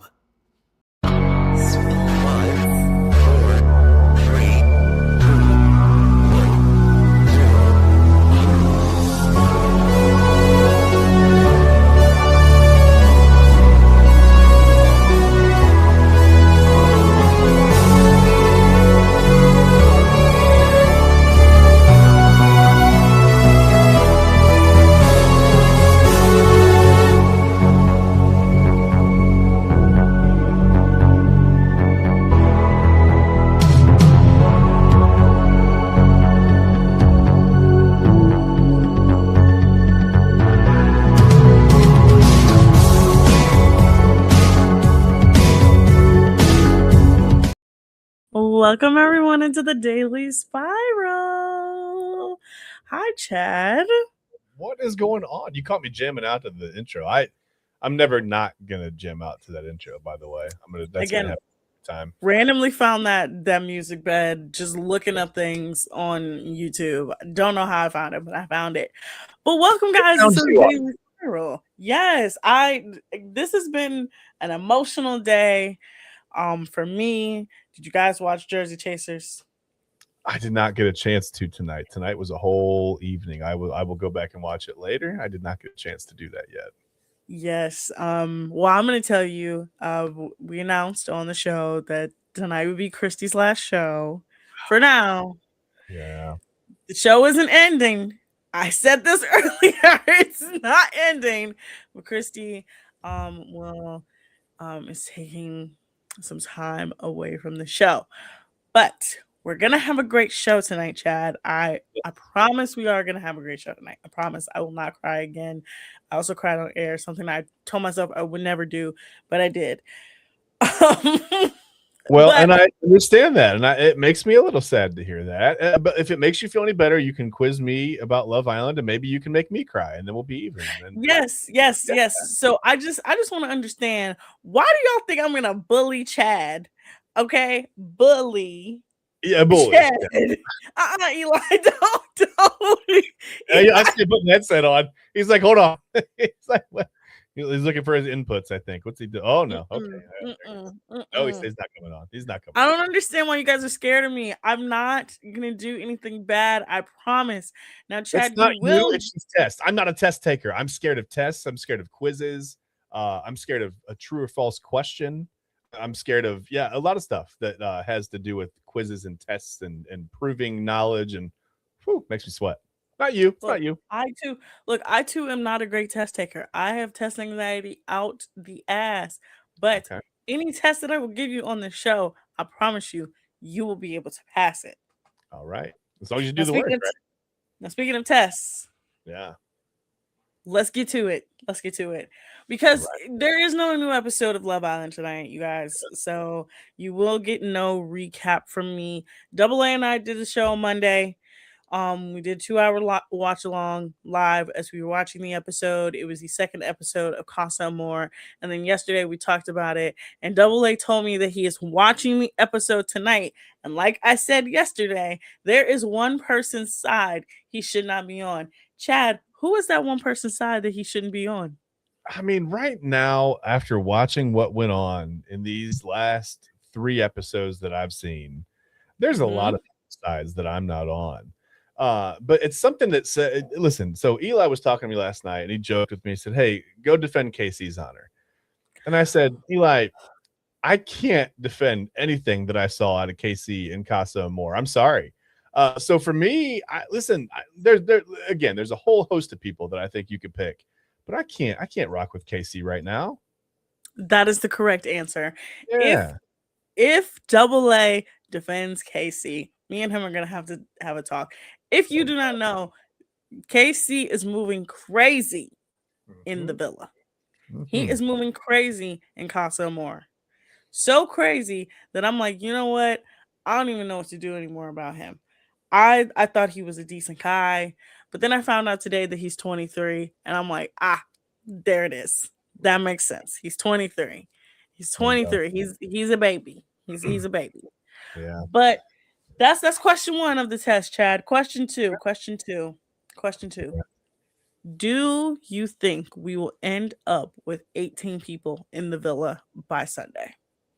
18 people in the villa by Sunday. See, now this is where sometimes I don't know some of the mechanics and the logistics of the show, right? But that would mean that, what would that mean? I mean, that would mean people are bringing people back and new couples and 18 people. How many did we have before?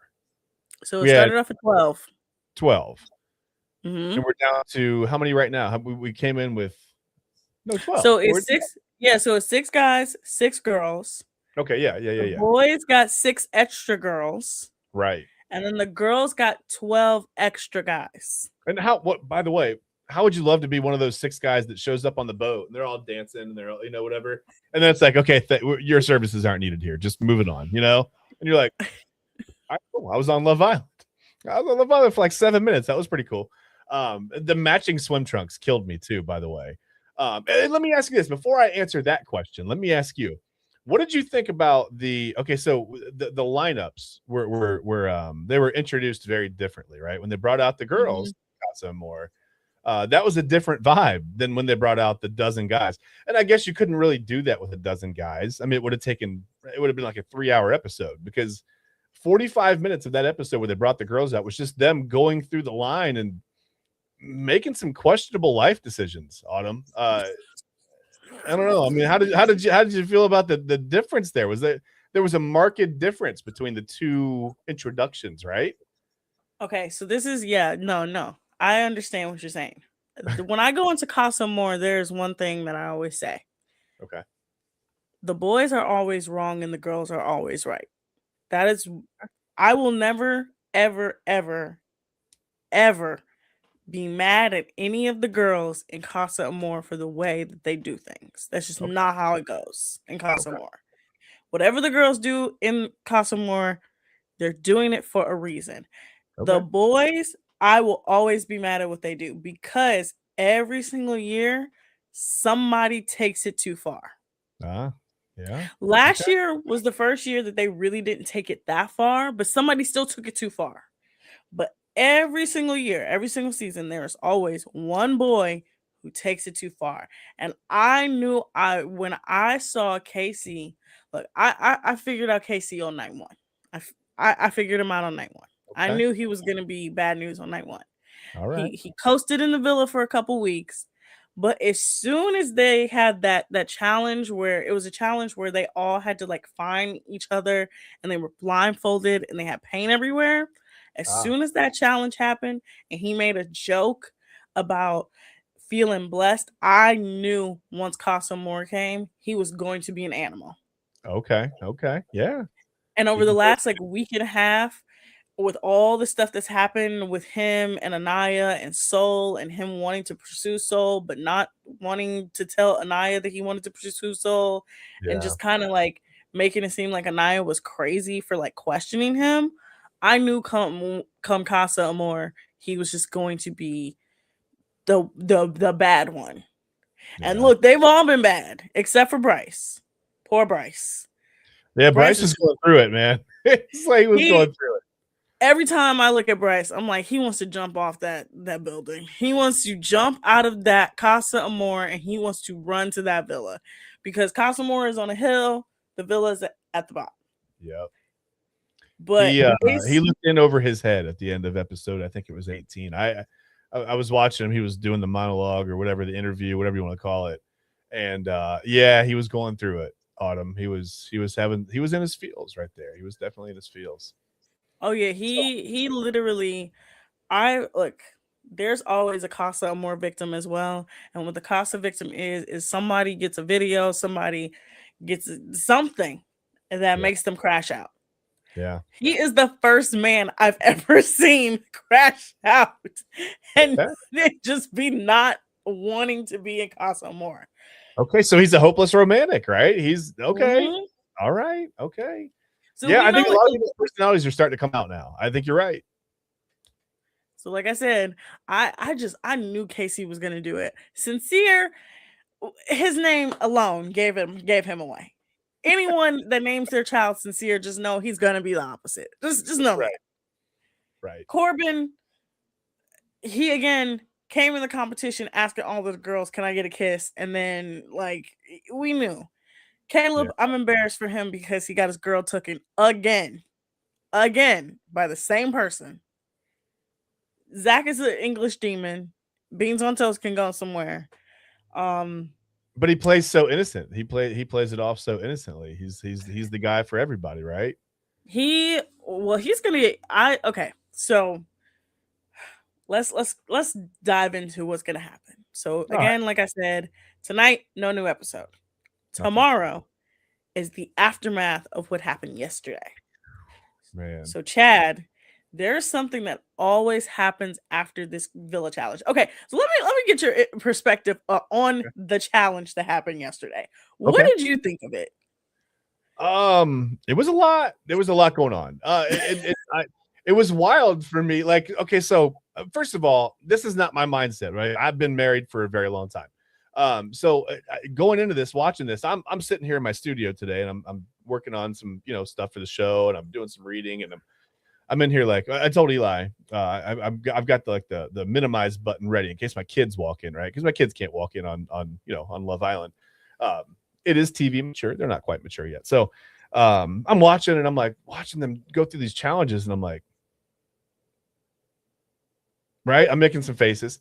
But it's wild to go against a couple who's just up the hill or down the hill, whatever you want to say. And you're blind, right? You have no idea what's going on there. And some of the objectives were hilarious. There was licking.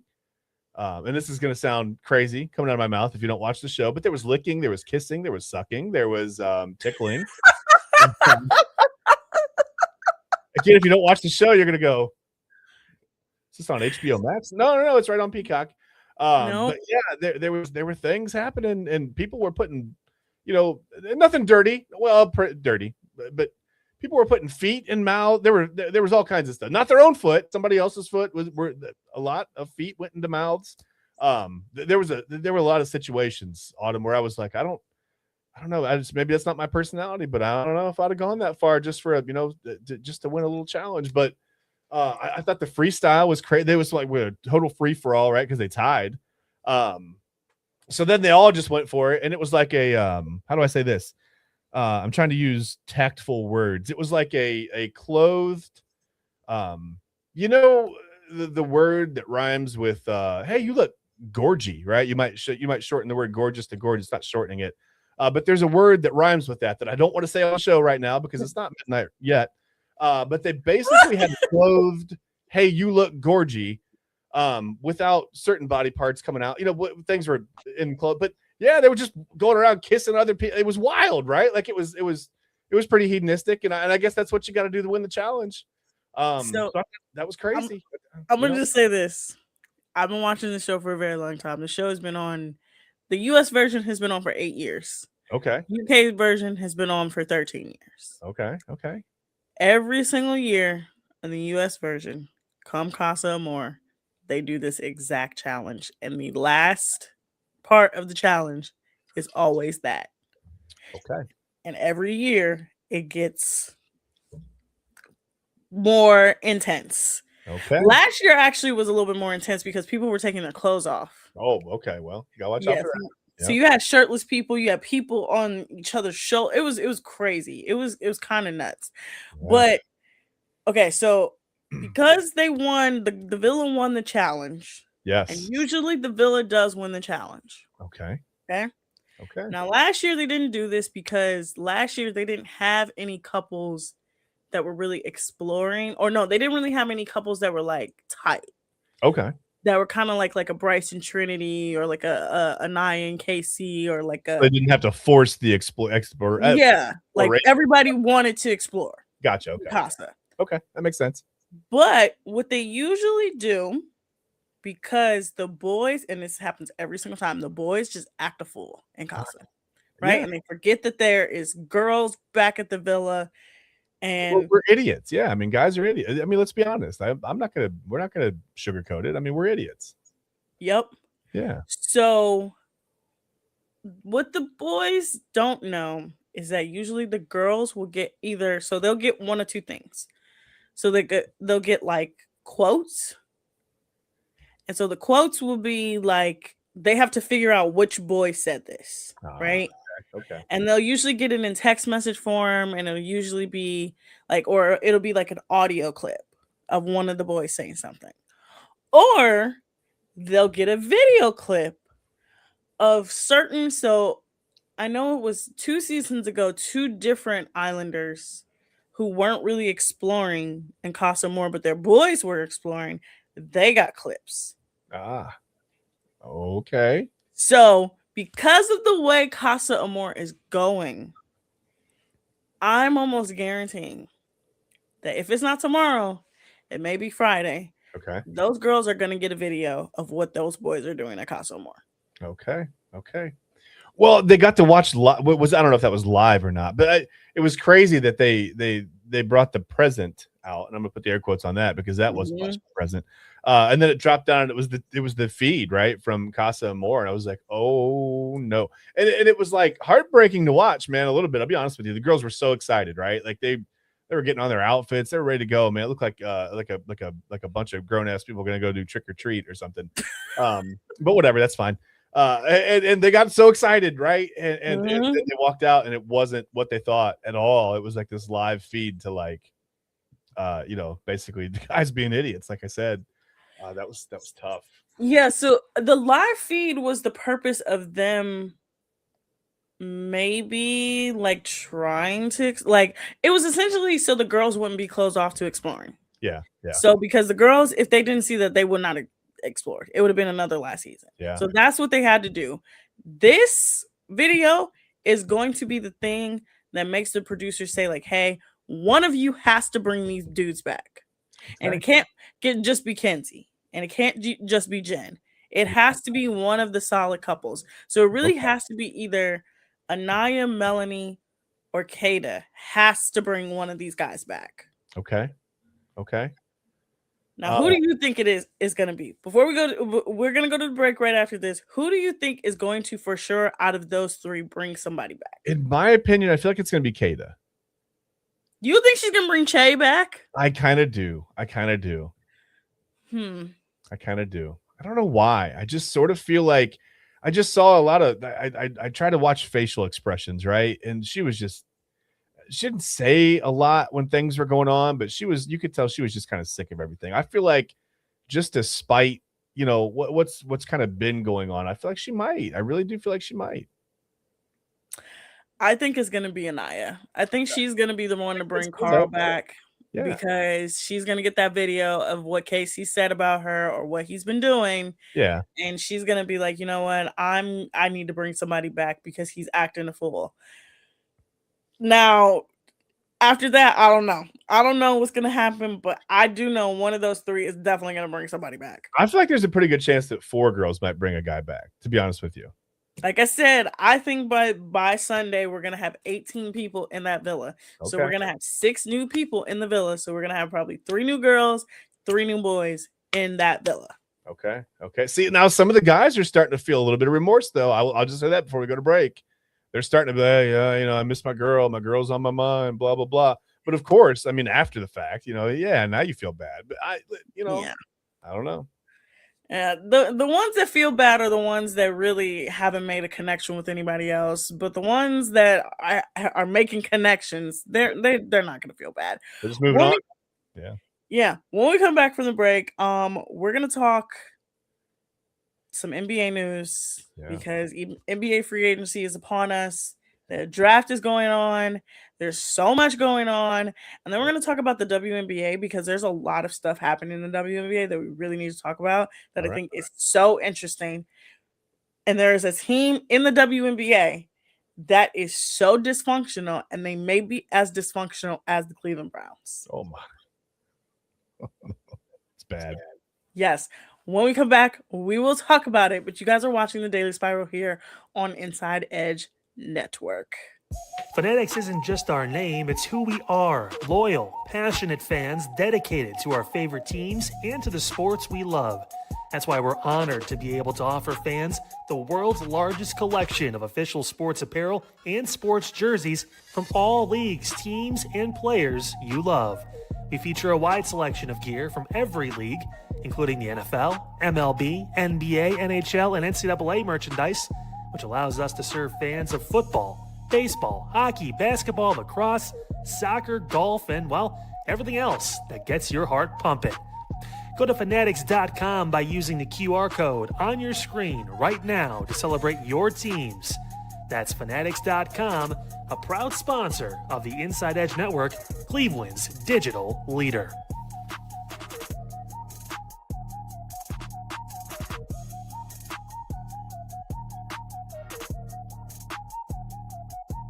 Small business owners are superheroes, but nowadays running your business means doing so inside your shop and on social media. That's why you should make Omega Video Marketing your sidekick. With a decade of content creation experience, I create dynamic, informative, and fun videos for your specific social needs that will increase brand awareness, get you more followers, and keep your social pages and websites current and fresh. I offer flexible pricing and turn times and will work with you to understand your brand and your story. All of that comes from the heart. My award-winning expertise is just the cherry on top. So let's get connected. After all, your brand is the alpha and my expertise is the omega. Discover our collection of handcrafted candles. That's right, every product is thoughtfully created in small batches free from harmful toxins for mindful everyday indulgence. Our candles are hand-poured in coconut soy wax with natural wood wicks, offering a long-lasting burn and rich fragrances. Create a cozy, safe ambiance for your home with candles from Alley Rose Fragrances. First-time customers use the promo code InsideEdge20 to receive 20% off your order. AlleyRoseFragrances.com, proud sponsor of the Inside Edge Podcast Network. Mosser Moments Photography is a husband and wife wedding photography team based in Cleveland, owned and operated by Inside Edge Network's very own Ryan Mosser and his wife Hallie. For the past 10 years, they've captured more than 100 weddings across Northeast Ohio and beyond, always working together as a true two-person team. Their style centers on authentic, emotional storytelling, documenting the real moments between two people in love and creating images that feel natural, comfortable, and true to the couple. Rooted in Northern Ohio but inspired by their travels, Ryan and Hallie bring a warm, personal approach to every wedding day.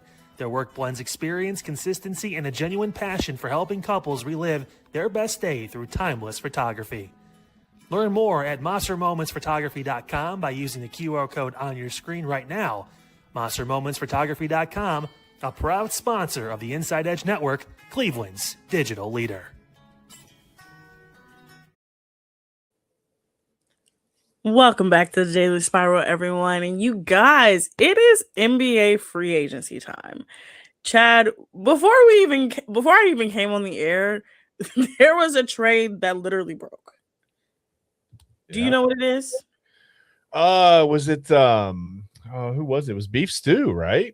Yes. Yeah, Beef Stew moving, changing addresses. There's all kinds of moves that I don't necessarily understand that I think are trying to make room for other moves. Sometimes the NBA is hard because you got to make the money match in the trades. That still mystifies me. I'm not a math guy, right? They got to make 80 million fit into 145 million. many times we moved the decimal? It's hard sometimes.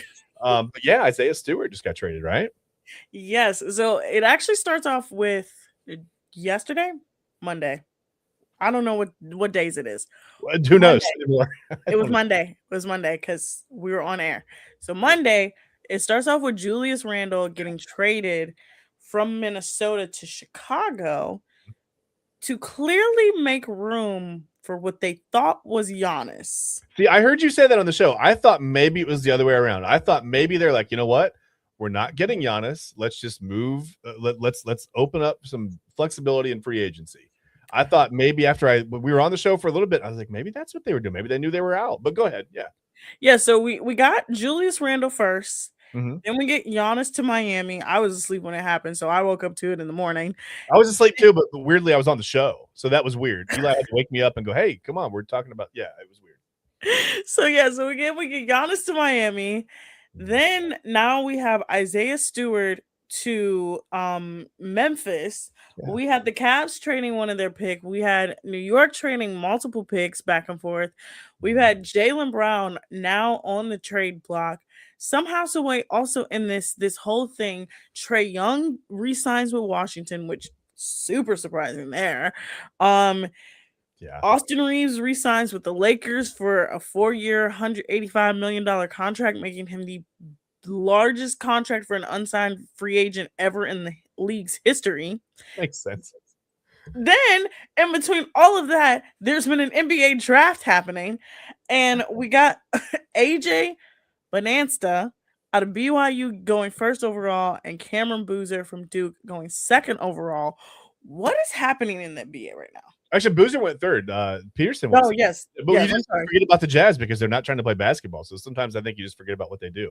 Yeah, I completely skipped over them because who hasn't skipped over? I mean, the Jazz are skipping over themselves if you go back to the season. So yeah, I don't know. I don't really know what's happening. Sometimes the NBA draft is funny to me too, because I can distinctly remember Autumn, a time where like with the 7th or 8th pick in the draft, teams would take a guy from like Croatia, right? And that's fine. Yeah. A lot of really good players have come from Croatia, but I'm talking like a 16-year-old with the 7th pick in the draft that they'll just stash them overseas and never pay them money.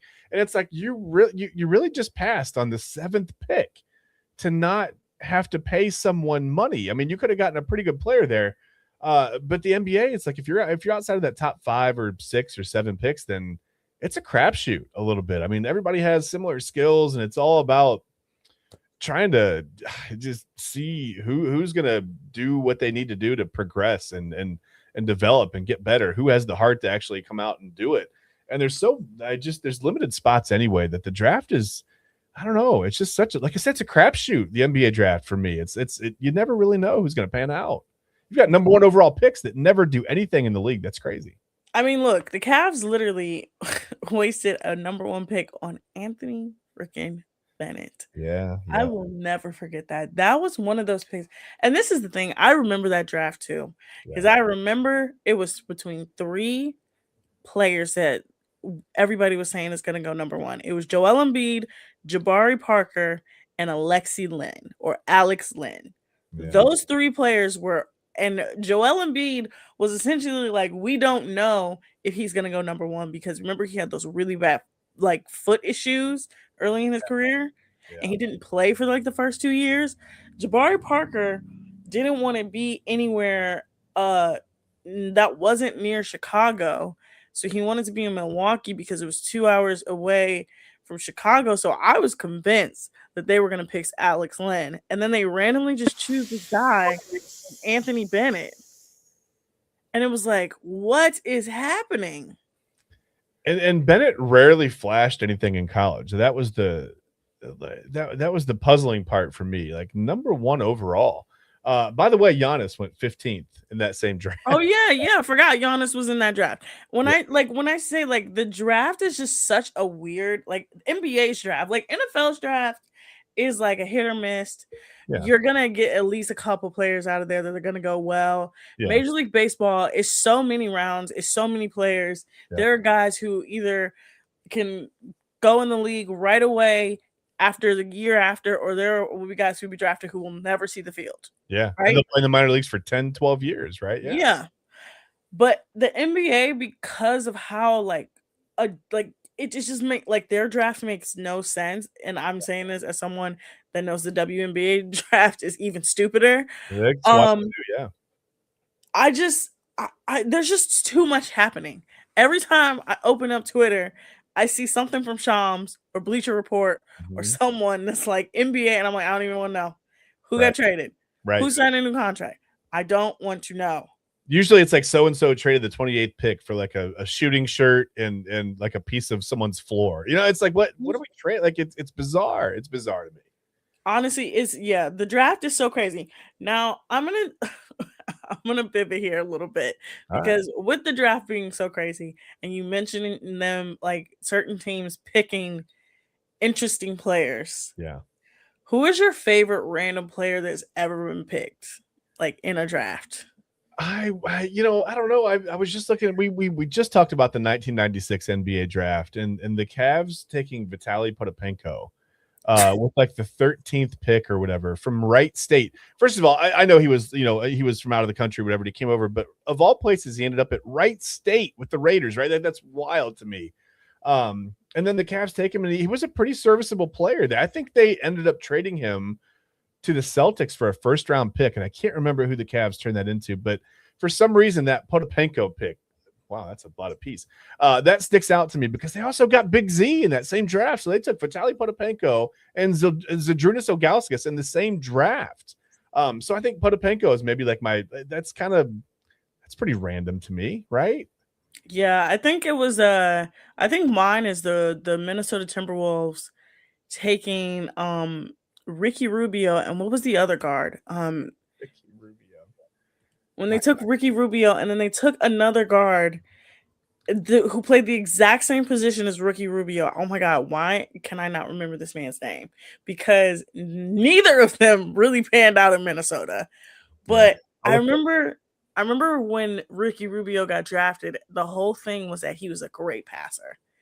He was a great passer. He made all these flashy passes. And I remember thinking to myself, okay, he can pass really good, but can he shoot? It was Johnny Flynn. They took Johnny Yes, Flynn. Johnny Flynn. Johnny Flynn. Yeah. Yes. Johnny Flynn and Ricky Rubio. That to me is one of the weirdest drafts because you choose Ricky Rubio because you want him to be your point guard. And they tripled down. They took Ty Lawson. They took another point guard at 18 in that draft. And I don't even know if I remembered that. Wait, who'd they take at 28? They had so many picks. They took 3 point guards and a shooting guard. With what? What are you? That's bizarre. What are you doing? Like they were just throwing a dart at the dartboard. Oh, it says Rubio. Okay, dart, Flynn, whatever. Call him. Like it's wild. What? Like that's actually perfect. That's the antidote that tells you that the NBA draft it was never supposed. It's like Love Island. It's a fever dream. It doesn't make any sense. It really doesn't, because in one draft, like when you think about like the 2003 draft, which is a draft for all time, literally, like you have LeBron, D Wade, Carmelo, Bosh, all these guys coming out, and then a couple years later, you'll get a draft like that one, and you're like, what happened? You're like, what happened? Right. And then you'll have like the NBA is just so weird. It's just such a weird place. So let's pivot to another basketball thing, and then at the end of the show we'll get to some other stuff. The state of the WNBA. Now I teased before we went to the break, there may be a team as dysfunctional as the Cleveland Browns that's in the WNBA right now. Yeah. Chad, can you guess what team I'm talking about? Speaking of fever dreams, I mean it's got to be Indiana, right? No, it is not the Indiana Fever. Coaches fighting players. They got their players are getting stalked by random people on. It's not the Fever. There's something crazy with the Fever going on. All right. Yes, there's something. Yes, there's a team that is more hot mess than the Fever. Not that far off from the Fever, and that is the Chicago Sky. Okay. Now, mind you, the Chicago Sky have won a WNBA championship within the last 10 years. Yeah. They've had a Hall of Famer on their team within the last 10 years. Yeah. Over the last 3 years, the team has been horrendous. horrendous to the point where it's like, okay, what's going on? So number one, they don't actually have a practice facility. Okay. They practice at a local gym. They don't also have a locker room.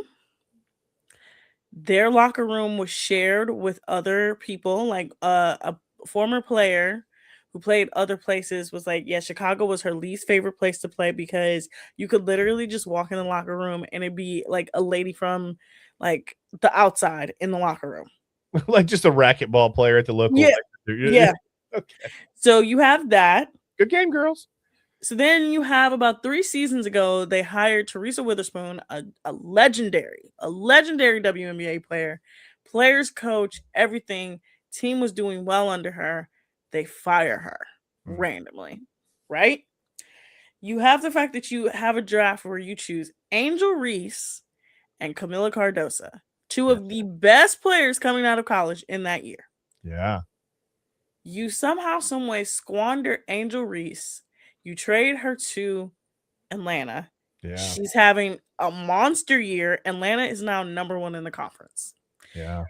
You've squandered Camila Cardoso because she's pretty much non-existent. You don't really hear much about her. You then the next year draft Haley Van Lith. You waive her, even though she's the best preseason out of anybody on the team. I'm not even done. That's how dysfunctional they are. This is wild. I didn't realize all this was going on, to be honest. Are they trying to move? Like, are they trying to like? No, they're not trying to move. Chicago fans disinterested in WNBA basketball. Like what? The thing is that they're actually was so worse, and this is why I compared them to the Browns. They're trying.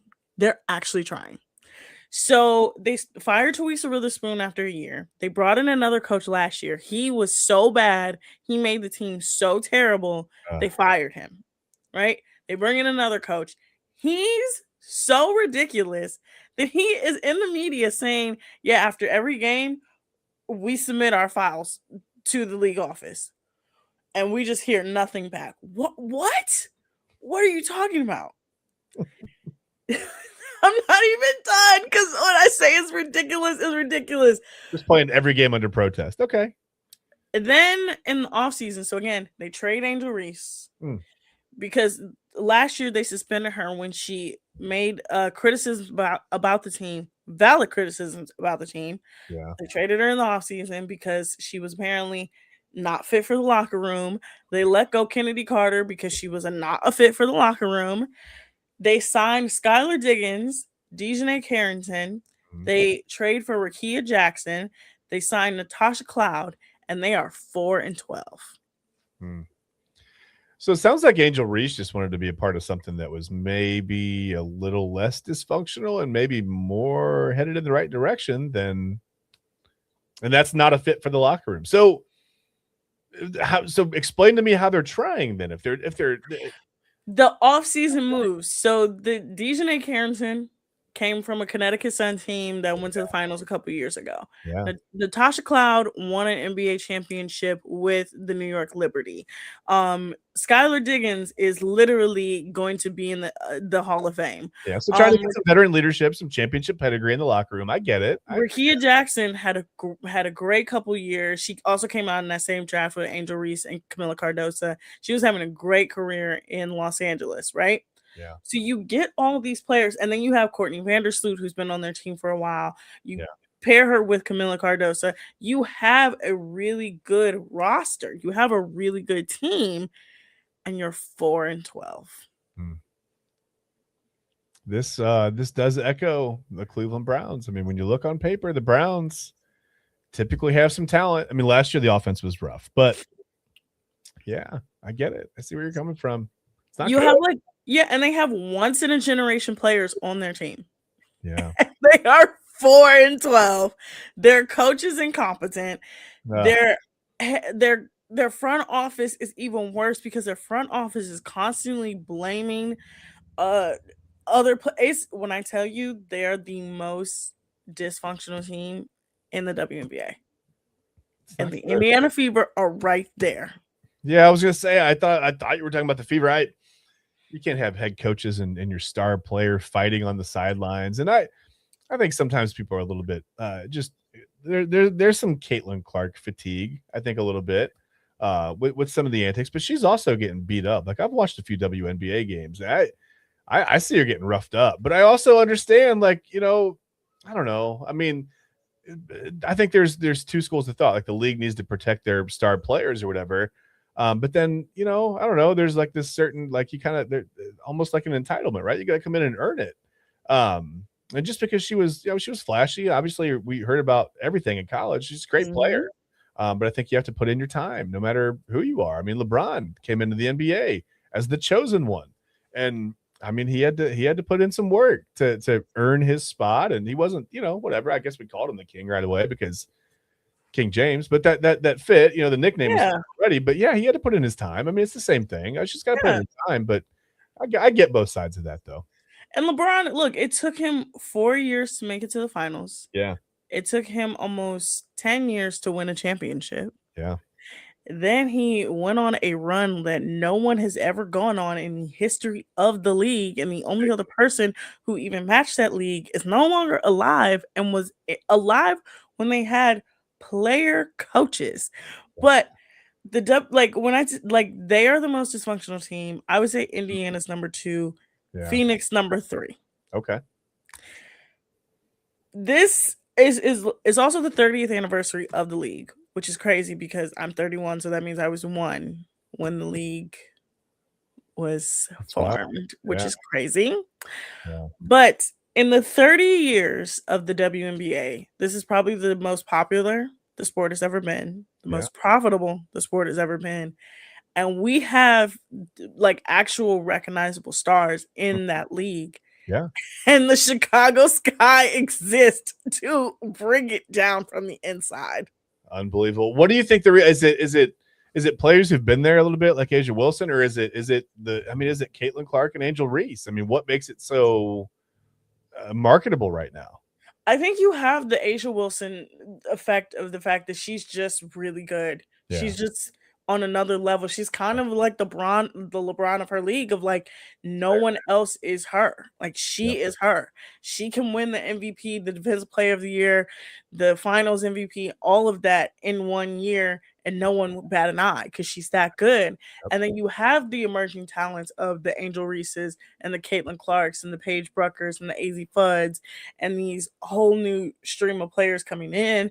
And then you also still have the veterans like your Chelsea Grays, your Brittany Griners. Like you have a nice mix of everything. And I think the league right now is just in a great place. Yeah. But they need to like still keep it going. Are they expanding at the right time, do you think, or are they gonna outgrow themselves a little bit? Do you think they're doing the right thing by expanding? No, I think they're doing the right thing as expanding. I think they're doing the right thing as expanding every couple years. Yeah, okay.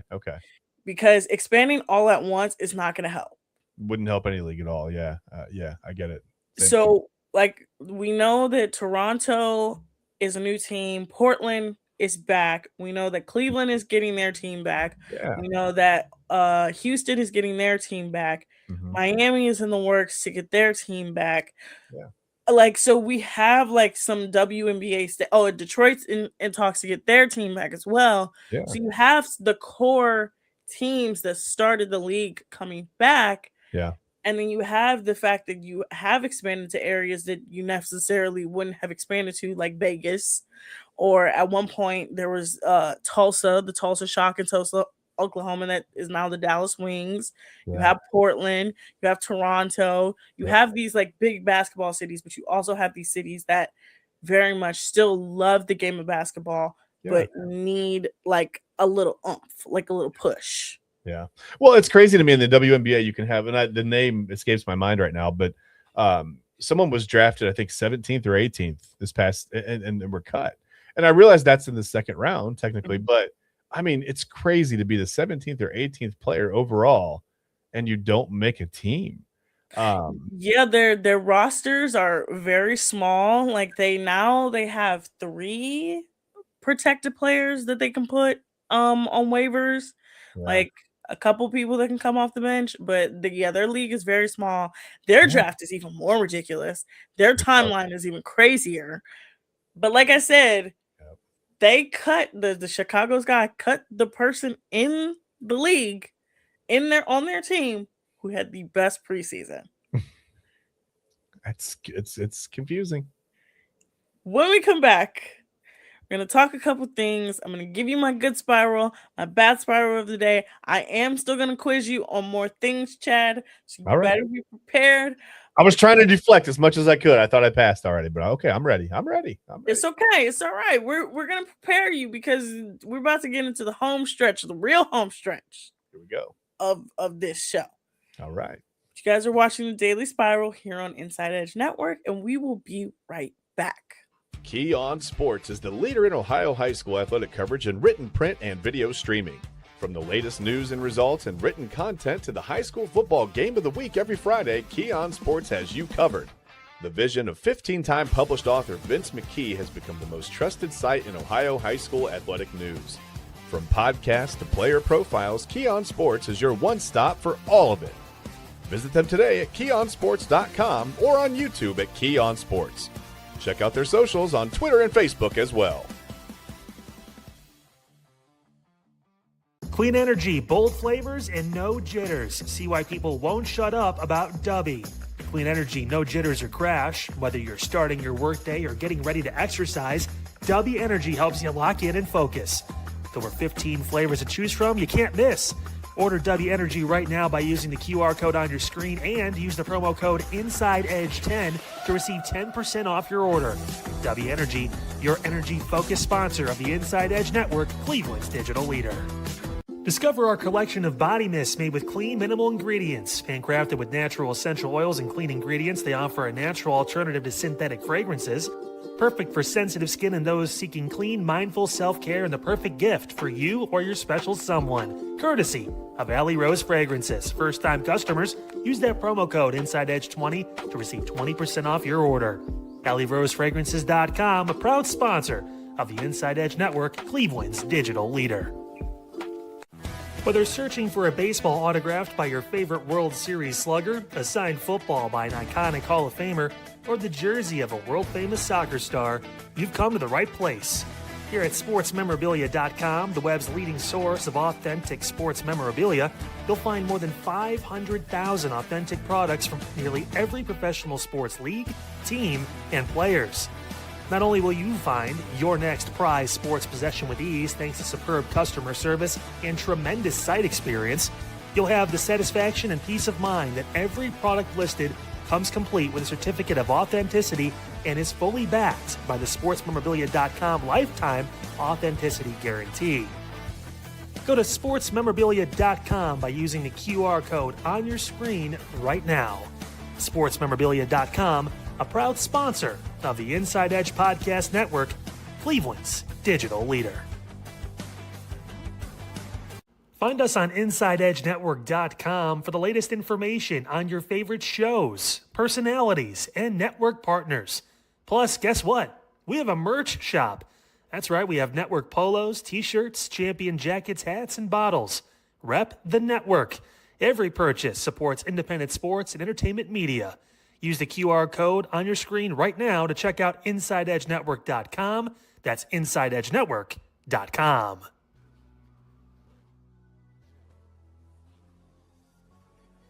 Welcome back to the Daily Spiral, everyone. We're going to hit on some quick sports stories. Then we're going to get to my good spiral and bad spiral of the day. Quick sports story. Quarterback Season 3 will be premiering July 14th. It will be featuring Jada McDaniels, Cameron Ward, Baker Mayfield, and Joe Flacco. Are you excited to see all four of these people on your screens on Netflix July 14th? There's a lot of probability for dysfunction, and not with the players, but with the franchises, right?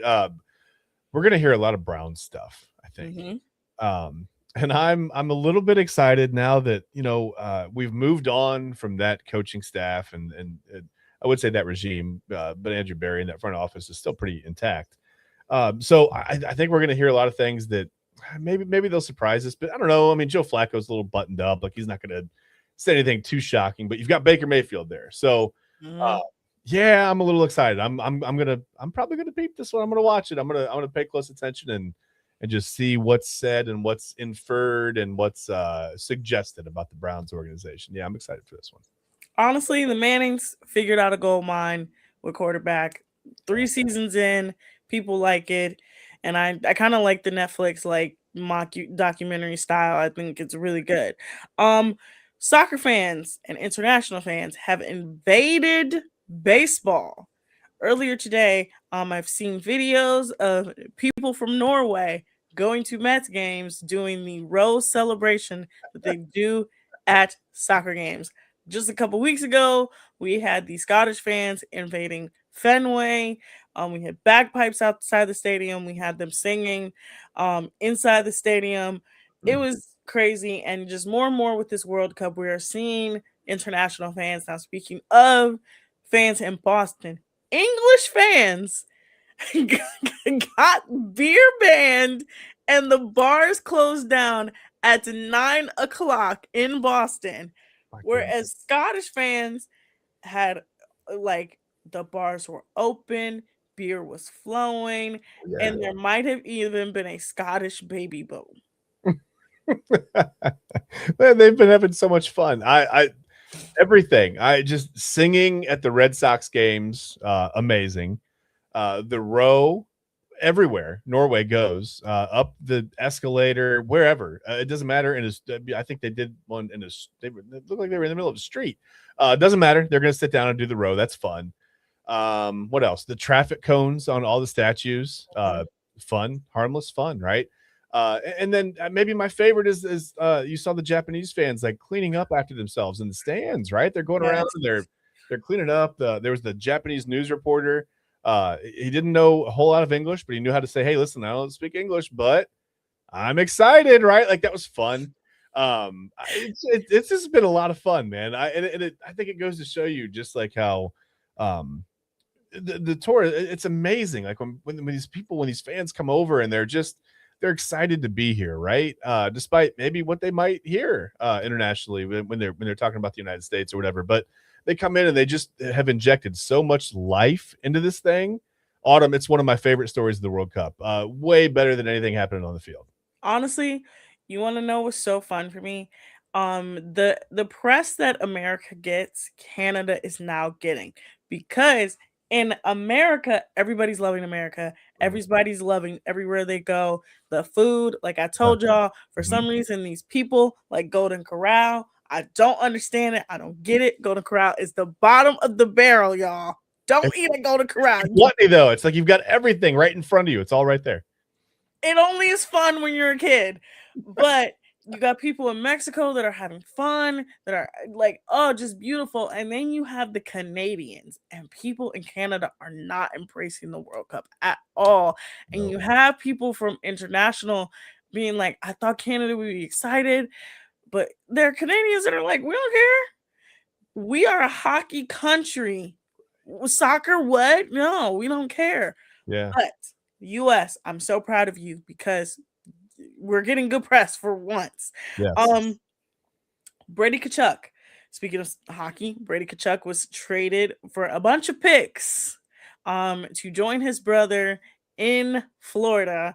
This is the second time a Tkachuk brother has actually been traded from Ottawa. No, I think Matthew was in Calgary. They're both on the same team now, so that's just gonna be a nightmare for the rest of the world because they both are insufferable. Can't stand them. Just hockey is also going on right now. This is the other thing I hate is that hockey stuff is going on at the same time, and it's just hate it. Yeah. But before I get to my gut spiral, we also have to talk about She Weekend. Okay. Favorite during the Olympics, during this past Olympics, was like, hey, I think the women of the Olympics deserve a weekend just for themselves. He got a bunch of sponsors together in Vegas. MGM, Delta, Dove, and The Gist have come together to put together She Weekend, a celebration of female athletics, specifically Olympians, this July. Okay. Shout out to Flavor Flav. Shout out to a man who built an empire off of a very interesting reality TV show. Yeah, not his time with Public Enemy, which was also amazing in its own right. One of my favorite groups to listen to, Chuck D and Flavor Flav, where you had Yeah. Public It's Enemy. not even it's not even him being like a musical protege. Nothing. No. It's the But fact I that love how he and Snoop have transitioned into this, after their rap careers have peaked, let's be honest, right? Like, I mean, you don't hear Flavor Flav hyping up Chuck D anymore on stage, and that's okay. But that's fine. But yeah, I like how shout out to Flavor Flav for just respecting women, man, and recognizing that we need to take time to celebrate women, man. We don't do that a lot in this country anymore. I think like we've kind of moved backwards a little bit on that. So yeah, shout out to Flavor Flav. Big props to Flavor Flav for that. That's awesome. yes. So yeah, shout out to Flavor Flav. He again is putting on that weekend in July. He's been putting it together for the last, I think, like 6 months since the Olympics, which is crazy. Yeah. But let's get to my good spiral and my bad spiral of the day. My good spiral of the day, the rabbit hole that I would love to people to go down to, is Practical Magic, the movie, and the fact that we are now getting a sequel called Practical Magic 2, starring Sandra Bullock and Nicole Kidman. If you've never seen Practical Magic, it may not hold up. It is a ridiculous movie, but I love the movie because it used to come on ABC Family all the time, and I would just stop and watch it. Fair enough. We get the sequel. That's fun. I like that. Okay. Yep, getting a sequel. Bad spiral. Don't go down this road. Don't go down the rabbit hole. Do it. We don't want it. Don't do it. Any player at the World Cup, if you just say to yourself, I like this player from this team, did they do anything bad in life? They probably did, unfortunately. Well, that's why I told you all the stuff off the field at the World Cup is like kind of my favorite stuff going on, because the fans are amazing. Sometimes the players, not so much. The players, horrendous. Even though there is a man in his 40s playing, and he became the first player to score in 6 different World Cups. He might be one of the worst of them. I almost tore my Achilles walking downstairs the other day. So good for him. I'm very proud of him. That's amazing. If you don't know who the player is, it's Cristiano Ronaldo. One of the soccer's most legendary players, a man who does not have a World Cup, by the way. Yeah. I think that's the only championship he doesn't have. He's kind of like Messi in terms of like Messi wanting to like have that one last one. Of course, Messi won the last World Cup against Kylian Mbappe, who is now looking for his first World Cup. So, no, second World Cup, because I keep forgetting France won the one before that. Okay. 20. Yeah. Okay. Yeah. World Cup is weird, y'all. It's a weird thing. Yeah. It's weird. Embrace it. Come on, Canada. Embrace it. Let's go. Yes, but I see someone is in the chat. We need to talk to him, Chad, before we get out of here. Yeah, he wasn't going to slide by. Let's go. You're not going to slide by. Double A. Bring yourself in here. Bring yourself in here. You watched. Yeah, I watched it. Are you going to defend him? All right, here's what I'll say. If he doesn't, I will. Uh-oh. Eli, we talked about this. You cannot defend his actions. Okay, here's what I'll say.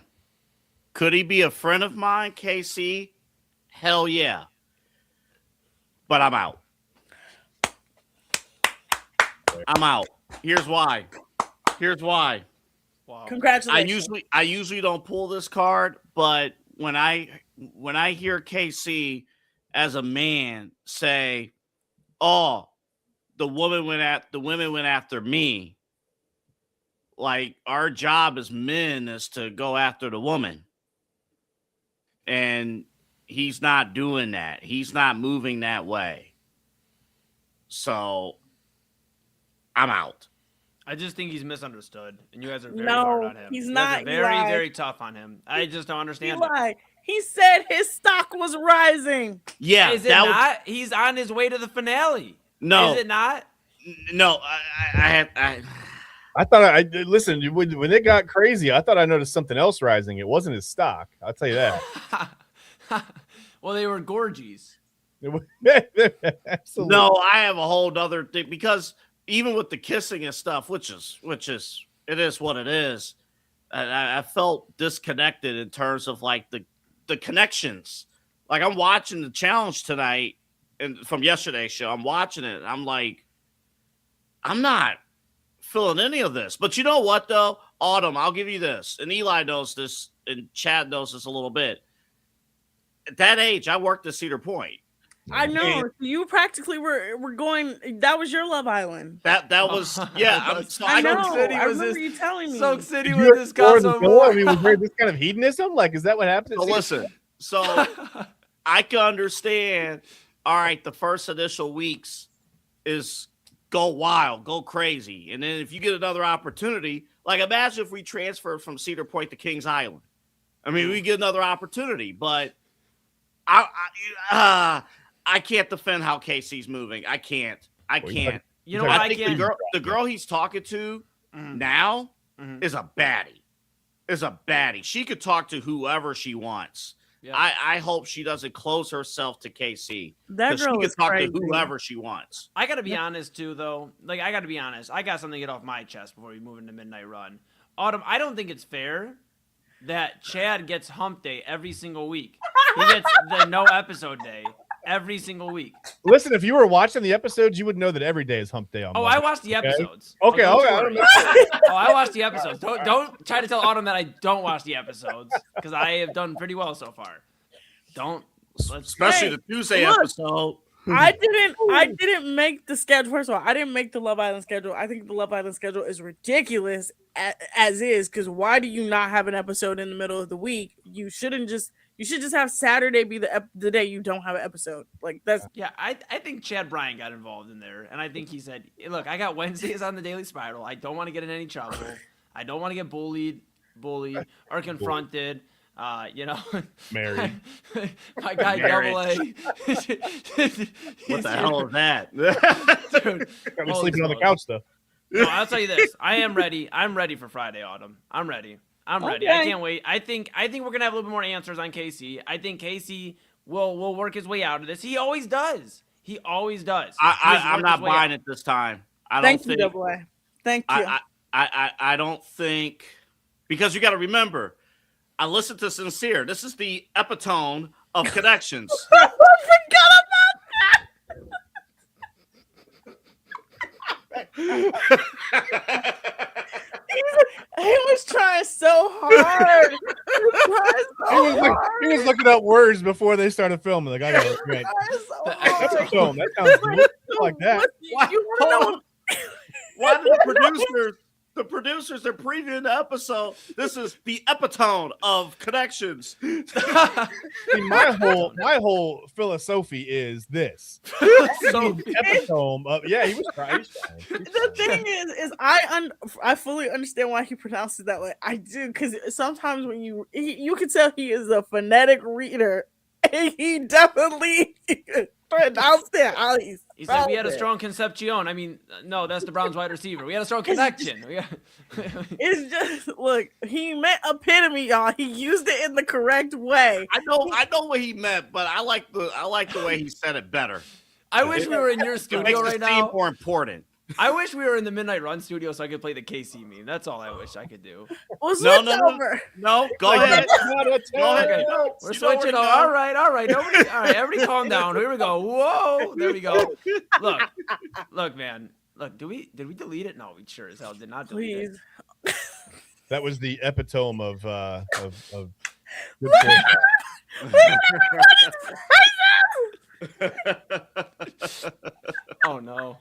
Oh no, KC.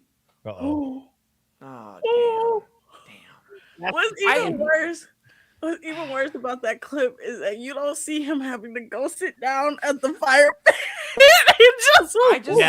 I'm telling you, my strong take. I rewatched that today and I saw that and I was like, oh man, that was actually worse. I stand on it. I stand on it. And I know you guys have talked about it for pretty much a good chunk of the show here tonight. I stand on it.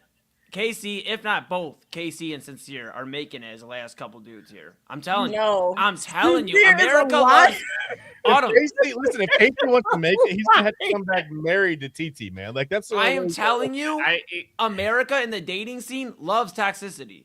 These two are very toxic. So therefore, on a reality show where you want to see the most drama, why wouldn't you put the two toxic guys there? No. Autumn, we're not talking about the nice guys. I get it. As a nice guy, we finish last. We get punched in the face. Are we you get saying booed, Caleb's we get- going home? Are you saying Caleb's going home? I'm saying it's Sincere and Casey, the last two dudes standing. I'm standing. No. I'm standing on it. No. All right. I Bryce would goes home, man. We no. saw Bryce cry, and that maybe he's going home. Who knows? All right, Autumn, I have a request, and then we got to get the midnight run. I have a request, Yes. though. If it is Casey and Sincere, I want you, if you could, make an update to the Daily Spiral intro, and I just want you to put my face randomly popping up throughout the intro at different points, with me saying, I was right. Can we do that? If somehow by miracle, Casey and Sincere somehow, some way trick the audience into getting them into finals, maybe. But I don't think they're lasting another couple weeks. I think when we have there's 2 big votes coming up, by the way, y'all. You two better register. AA, I know you're registered. Chad and Eli, you have to download the app and register for the vote. There are And 2 vote big votes. early. The app may not work. Yep. Yes. Hashtag keep KC. We got it. All right. Hashtag keep KC, everybody. This is toxic. I'll say this. I'd rather for KC to go deep than Sincere. Pause. Hey, oh,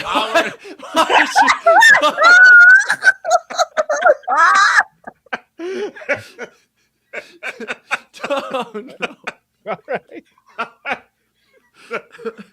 I'm sure No! those words were also spoken in the villa at some point. Yeah. There's a lot. What did you say, Chad? There was licking and sucking and Yeah, there was some stuff that you don't normally expect. Yeah, there was some tickling. The first thing they licked, they sucked, they kissed. There was some dancing. That was okay. Was it the fatal dance? Was it No the fatal dance? Yeah, none of that. fatal dance. That's the 1300s out here. You guys, No, yeah. look. I'm just gonna say this. There are 2 big votes coming up. There's one that's for the final, and then there's one to dump the couples before the finals. If I see Casey or Sincere near those, I'm screaming. I'm screaming. There's no way that them two should be anywhere near finals. But They are the epitome of toxicity. I mean, toxicity. No, but again, no. As long as if KC is with TT, they might get one of my votes. They might get one of my votes. That's what I'm saying. No. He's I like- misunderstood. Double A trying to get invited to the wedding, man. She just as crazy as he is, if not crazier. I predict that they will fizzle out before the end because she is going to do the classic Casa girl thing of coming on too strong after you get into the villa. He's 100% bringing her back. I feel like she would have latched on to anybody. The first person that she had any kind of little connection with, she was latching on. Period. Oh yeah, that's why she looked at Bryce and Gotta was go like, back. "Why you not exploring?" Yeah. She looked Yeah, she and did said, do "Why you that. not exploring?" She did do that. She That knows was the game. She hilarious. knows how to stay. She knows how to keep herself relevant. That's right. Mhm. The more and Now- more I think about this, Go ahead, Eli. I just really feel like I would thrive on this show. Would I get my heart broken? Probably a lot. I probably have some trauma after I'd come back to Midnight Run. I'd get scared of the music because I just would be hearing island music for the last 6 months Steel before or drums. whatever. Yeah, Eli, One of I'm those. gonna tell you something. There's no music. There's no nothing. See, I don't. Now you always say the bad things, Autumn, but there's good things too. I'd get a nice Like tan. turkey bacon. Yeah, what? No, Turkey it's not bacon. even turkey. Don't talk It's about not even bacon. turkey because there's no Yeah, turkey chicken. It in was Fiji. chicken, right? It's chicken. Yeah. I mean, chicken, 'cause but there's no I turkey. think Chicken sausage. I think I could play the game very well. I think first off, I'm a nice guy, so I wouldn't break no hearts. But I would understand when it's time to pivot. You got to know how to pivot in this game. Some of the guys have not pivoted. They don't have cornerback hips, so they're not pivoting fast enough. But I do think I could pivot. I think we make a run. They're next year. backpedaling though.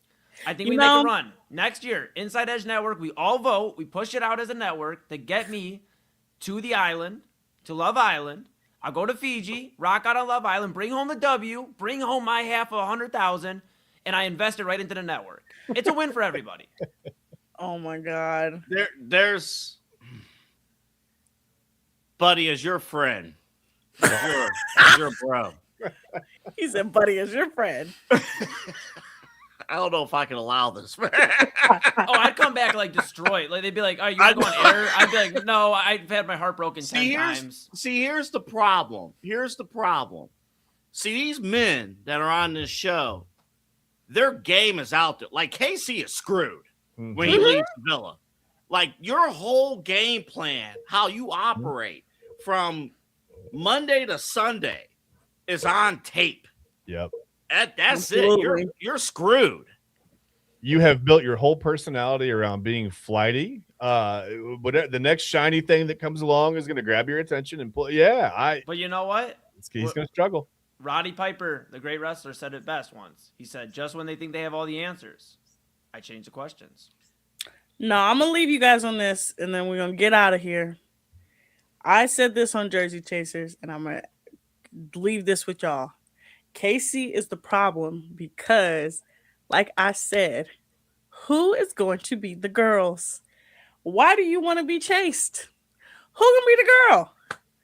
Because Anaya can't be the girl because she gotta chase him. TT can't be the girl because she gotta chase him. Who gonna be the girls on Love Island? I think the other question though, which one of the OG girls, not named Kenzie, is willing to actually explore, like really explore? Right. I think it will be Anaya. We talked about this. I think it will be Anaya. I think Chad thinks it's gonna be Kata. I just have a feeling. I hope so. I don't know. Melanie is somebody to keep track of too. Mm-hmm. I think what we need to do is for the finale, have all four of us do a review. Absolutely. I think Absolutely. at that point, I think Chad and I should join you for a review. Mm-hmm. And I can't wait to be right. I cannot wait to You're be not like, gonna be wow, right. I am so right. You're not gonna be right. As a veteran watcher of this show, I am so happy that I am able to give expert analysis every Tuesday and Friday. I'm gonna tell you like this: every demonic man that has ever been on this show has never touched the finals ever. I get it, Autumn, but bad people win too sometimes, and right now none of them have won ever. Well, I'm lying because there have been a couple scammers. There have been a couple scammers that scam their way, but not KC level. KC is like a level of nobody is letting him touch that 100K. Yeah. Well, you know what? I think that's a perfect segue right into Midnight Run. You guys have done a phenomenal job. Autumn, always a pleasure having you here for the 11 o'clock hour. The Daily Spiral back tomorrow with Chad. Chad B. That's right. Back-to-back days. Chad Bryan, phenomenal job throughout the Spiral, and you did pretty well on Primetime too, buddy. What we're going to do is we're all going to disappear here. Double A is going to continue, I think, some relationship talk and maybe. No, we got to talk about we got Baker Mayfield's in the news because of the U.S. Open champion. He too was on a Love Island. All right. Well, yeah. let's get to it. There's some exploration. Yeah. Yes. Okay. All right. We're gonna disappear. Autumn. Somebody went to the villa. Gossip. Every time I see that, I'm like, please stop. Stop doing that. Don't do that. Dude, KC in the shoulder pass, man. I'm never getting that. Yeah, my stock. Why would you say that? You can't say your stock's going up. When he said his stock is on the rise, I said, you know what? Right. That means it's on. No. Because oh man, he don't. Autumn, Rook. I'm sorry. I know we got to move. Autumn, when are they showing? When are they coming back? Because we need to see KC. We need to see that. When are they coming back? So, I think they will be back on Sunday. I think Sunday is going to be the recoupling. I wouldn't be surprised if it is on Friday. But I think Sunday is the day where everybody comes back, and that's the big recoupling ceremony. Oh, I hope it's Friday. I hope it's Friday. Goodness, that is the Daily Spiral will be must watch. I would be like, wow, am I the psychic? Should I be known as the psychic? You're not gonna be psychic because Sincere is gonna pull a Sincere. He is not gonna stay with Amora. KC is gonna pick TT, and we're all gonna be mad because Zach is also gonna still be in the villa. Autumn, I don't like to be right sometimes. Well, but this time I am. I just. Do you really want to be on the show? I love that show. I think I would do well there, Island, man. I'm telling you, as someone that applied, you do not want to be on that show. Would you guys vote for me? Would you guys vote for me? At least keep me going. Obviously, I would if you got on All there. right. Well, I mean, that's. It depends on how you act. Money Man. if you're going to donate it back to the network. Yeah. If you start saying things like epitome, I'm not. I'm gonna be like, the epitome of connections, buddy. I'm gonna be a Casa Amor. I love you, but I'm gonna be a Casa Amor. I'm gonna be like, look, you got to see my Tuesday top 5 list. Chad B and I did this a few months ago. This is the real good one. It's Miami Heat players. So. I'm like, Hey, coming up this hour, we're gonna talk about the epitome of the Browns QB room and the epitome of the Cavaliers and Jaylen Brown. All right. Well, you heard Double A. When we come back from station identification, it's time for Midnight Run. Autumn will be off the screen. Chad will be off the screen. And I'll be hiding behind the scenes, probably eating more food. Real quick, shout out to Christy. Yeah. Shout out to Christy. Absolutely. Shout out to my girl. Please don't make me cry again, y'all. I cried on air. I cannot do it again. All right.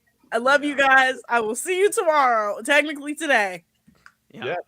All right. Oh, yeah, we got Midnight Conversations coming up this hour, too. Oh, it's going to get unhinged. Midnight Run coming up after station identification.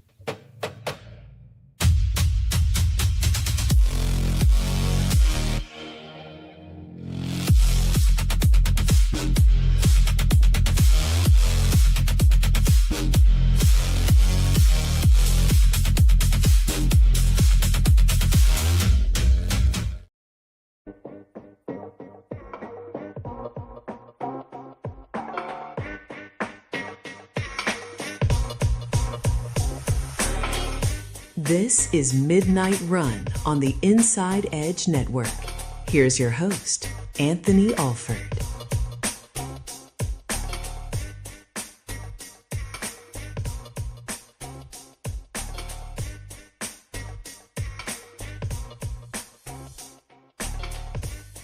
And with that, welcome everybody to Midnight Run here on the InsideEdge Network. Listen, it's a beautiful sound. Oh, it's coming together right there. InsideEdge Network. We're on social media at InsideEdgeNet across all of our social media platforms: YouTube, Facebook, Twitter, Instagram, and TikTok. We're on the Roku. I said that like Bill Belichick in the space face, the snap face. InsideEdge Network on Roku. We are there, and also we have a website, InsideEdgeNetwork.com. Great to have you with us. Here with you until 1. Coming up later this hour, we have Midnight Conversations. Myself, Omar, and Eli. They are standing by, getting you ready for that. Crazy middle of the week, late night discussion, and a special edition of Smash or Pass. We have a special video for you coming up later on in the show. You know, I will admit, sports-wise, the news has been heavy. Like, not in terms of, like, you know, life or death or anything like that, but, like, heavy in terms of high implications of storylines and things like that. The Cavaliers trading out of the first round. They did make a pick in round 2, but the Cavaliers are in a unique position, and not in a good way, because they have to trade. Basically, they need to get out of the second apron, the Cavaliers. So financially, it didn't make sense for them to make a pick in the first round. It just didn't. So trading out of the first round for what they're facing made sense. But we'll talk a little bit more about that in a little bit. So we're going to lead the show with Wyndham Clark. Now, wait a minute. Wait, what? You're going to lead the show with that? Yes. The U.S. Open champion. 2-time U.S. Open champion. And normally I would say, wait, why are we leading the news with this? I saw a clip. I was on the phone with Eli earlier today talking network business and things going on. And during our conversation, I happened to just go through and see this video from Pardon My Take. And I didn't know there was beef between the U.S. Open champion and Baker Mayfield, of all people. Like, wait a minute, where's the connection here? But turns out, you know, he tweeted back in 2016 that he hates Baker Mayfield. Okay, fine, whatever. A lot of people, whatever. But take a look. This is courtesy of Pardon My Take of why this is a thing. Take a look. I was curious if I could just take you back to December 3rd, 2016. We were talking. You said haters going to hate on Twitter earlier in this interview. You did tweet, "I hate Baker Mayfield," and I was just curious if you still feel that way.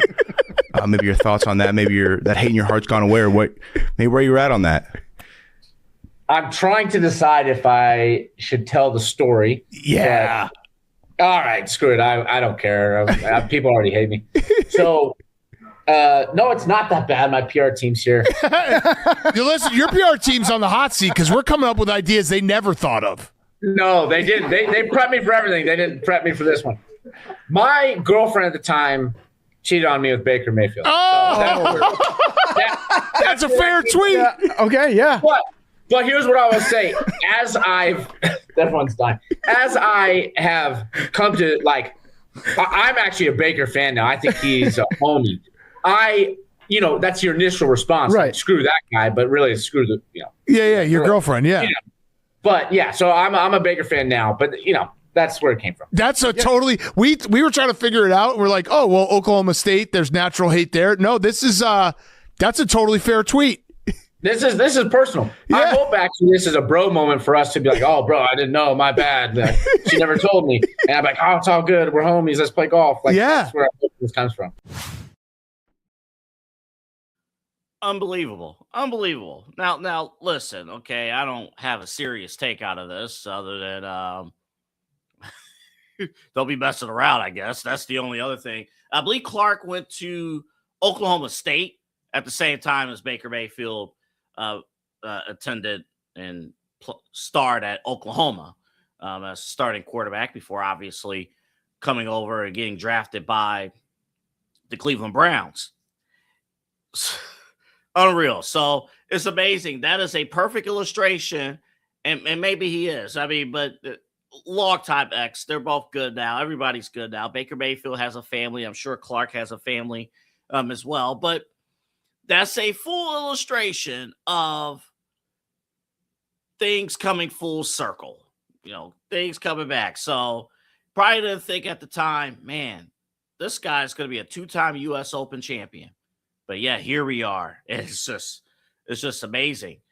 And I thought about Baker because, well, take a look back at what Baker Mayfield had to say earlier in the month about his contract status with the Tampa Bay Buccaneers. Yeah, I think first and foremost, regardless, we've built roots here in Tampa. We love the community. We love being here. They've embraced us. And we enjoy being here and obviously going to raise kids here. But, contract stuff, it's happening. It's starting, the talks and whatnot, but not anywhere close to what, we were thinking. So would love to be here long term. And as of right now, that's not exactly the case. But I'm under contract for 2026, and the guys in that locker room, the staff know that I'm still going to be me. I'm still going to do everything I can to help this team win a Super Bowl, and that's, to me, that's the priority. Everything else will take care of itself. Obviously, yes, I would love to have a long-term deal done, but they know my deadline is as soon as training camp starts. We're not doing any contract stuff. It's all ball. So it's not up to me when that gets done by. But so hopefully before that. If not, then it's still gonna have a good year. So you might have thought, and that was from earlier in the month, and no update since that point on Baker Mayfield and the contract situation with Tampa Bay. So I bring that to the forefront because you might think, oh, we're out of the woods as far as the Browns QB room and what can you do? Nah, no, not necessarily. And I wish you could say that, but here's the reality. I believe you have a roster here in Cleveland that's at least good enough not to bottom out. I don't envision a scenario, well, it's the Browns, anything can happen, but it's tough for me to justify, oh, this team's only going to win 2 games, 3 games. Like, this roster might get you 5 or 6 wins. But history obviously is not on the Browns side.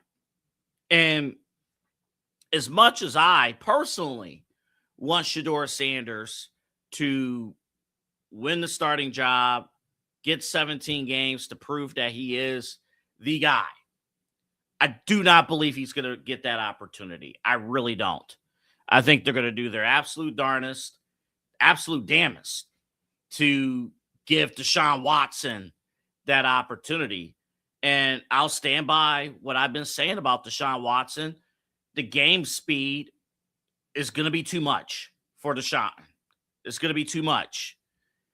Based on camp reports, kind of inconsistent even during camp. Again, we will know for sure once the pads come on in training camp, once the veterans report. It looks like July 28th, the vets are going to report. So just over a month from right now.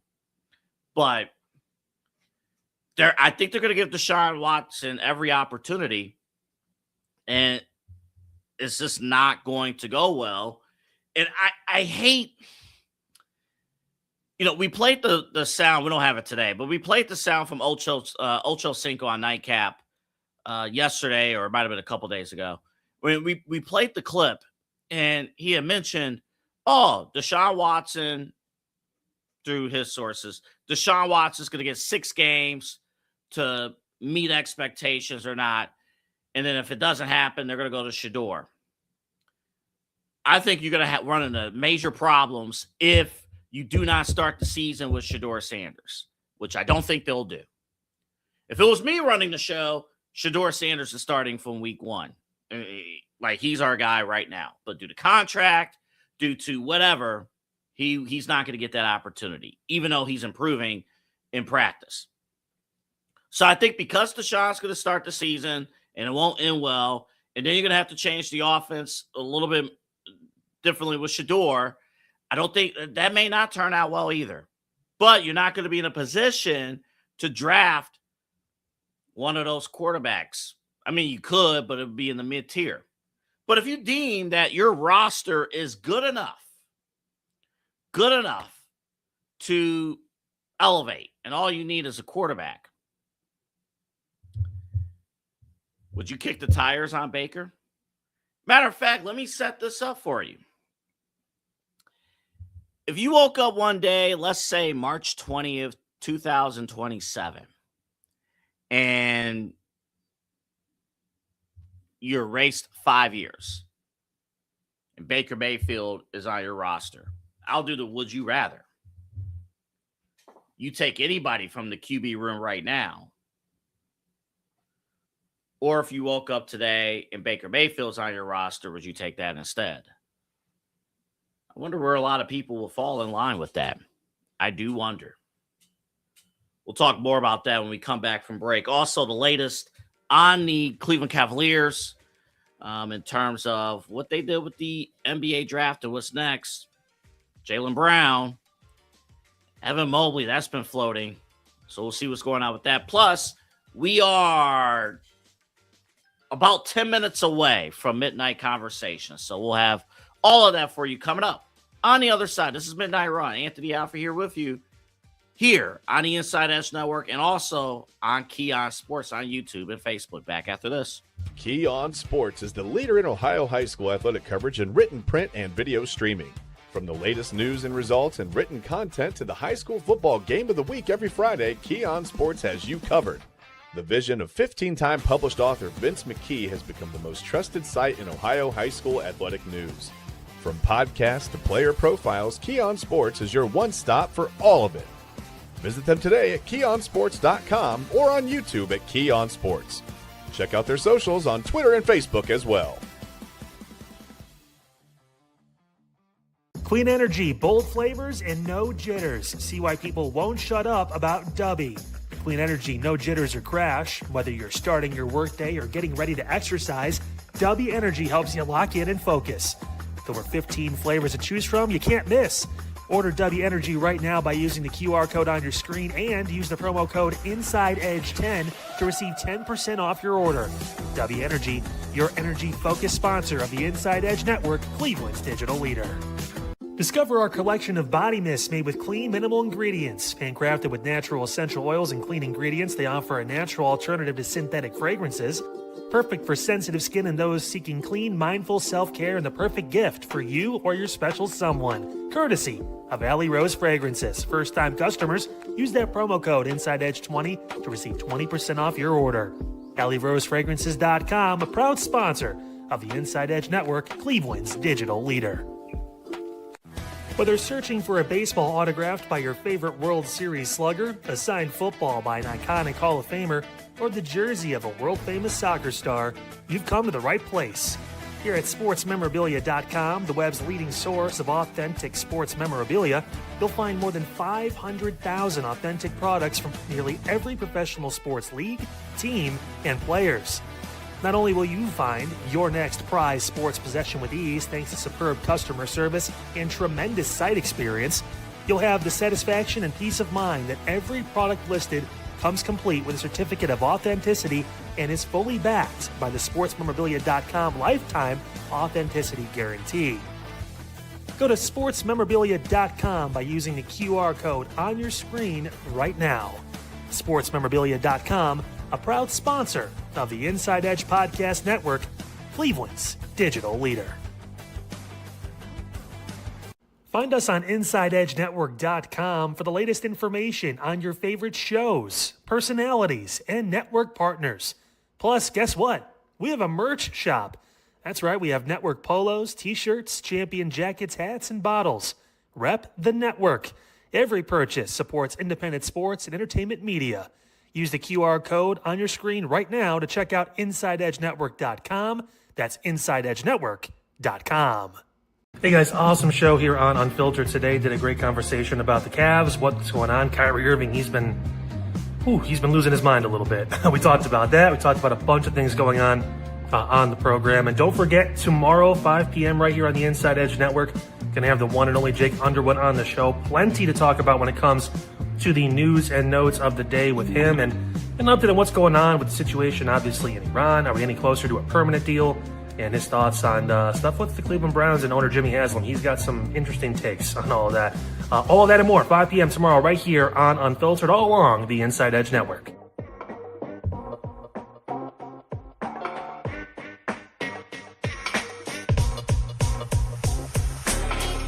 This is Midnight Run on the Inside Edge Network.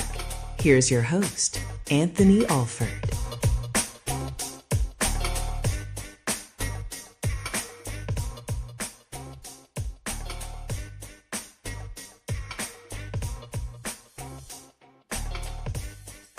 All right, folks, welcome back to the show. Here with you. I'm Midnight Run until 1 o'clock. Midnight Conversations comes your way in less than 10 minutes.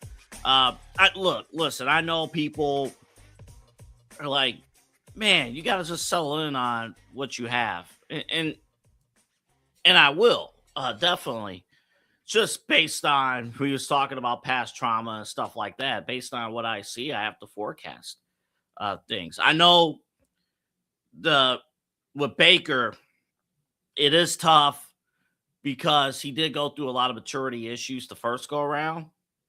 But if you lined up his stats that he had last year and pretended like he was here in Cleveland, he would have been, that would have broke single season records for the Cleveland Browns. But again, if it was up to me, just give Shedeur Sanders the opportunity. Just give him the opportunity. He's proven with a great roster that he can handle things and handle business. I just don't trust that he's going to get the backing from the franchise. If you give Deshaun Watson meaningful snaps in the regular season, forget about it. Kobe Altman talked with the media after the draft. In this video, courtesy of Cameron Justice, is 624 Altman 01. And he had this to say. Take a look. We have a draft board. We try to come up with top 30. We really like in terms of like if there was in our top 20, if that fell, one of those guys fell, maybe that's when you draft it. But we were looking at exit strategies all along. We certainly need to navigate this tax and second apron bill. But I'll also say this in terms of Malik, we have a ton of respect for that program and Coach Calipari, who knows a thing or two about guards. And we just got incredible response from him this morning about who Malik was. Not that we didn't do our research before. Brandon Weems is very close to Coach Calipari, but his assertiveness and his confidence in Malik was so meaningful to us. And so he was the clear selection. There you go. And by the accounts that I've seen, he's a first round talent that fell in round 2. Cameron Justice also quoted, I didn't load the video in before the break, but I'll read the quote here from Malik Thomas himself, what he brings to Cleveland. And I quote, my defensive intensity, being very intense on defense, offensive game, in my opinion, kind of speaks for itself. I'm going to shoot the skin off the ball. I really feel like it's going to be a hard time guarding me. And that was Malik Thomas quoted after the draft, talking with the media. We'll have more on the draft tomorrow on Midnight Run, and I'm sure across some of our shows here on the network. But we've been hearing floating around Jaylen Brown was, if there's anything to speak of from that standpoint, and it's tough. It's tough because the guy I want traded is Donovan Mitchell, but Evan Mobley, and I thought Chad made a great point last night, and it stuck with me ever since he said it, because it's true. It's like, all right, you're waiting for Evan Mobley to take that leap, leap. And he has stretches of good games where it happens, and then he fades into the background, and then other things happen. So, like, when exactly is that leap going to happen? And what? At some point, Evan Mobley will be 30. Like, will it happen at any point? I mean, how long will we have to wait? I mean, he's 20. He just turned 25. He just turned 25 years old. So, look, I mean, 5 years is a long time, but we all know 5 years can go by just like that in sports. So it's something we have to wait and see. The one thing that Jaylen Brown would bring to this team that nobody else on this team has, maybe for the exception of Jared Allen, a clutch gene. Somebody who's not afraid to take those shots and have command of the offense. And I know earlier in the year, I heavily criticized. I got Celtics fans pissed at me on TikTok because I'm like, dude, the way you're going to get calls because you can't run your offense and scoop players out of the way. But you're absolutely right. If you're saying like, oh, you won't complain about that if he's here in Cleveland. You hear me complain about James Harden's flopping since he's been here?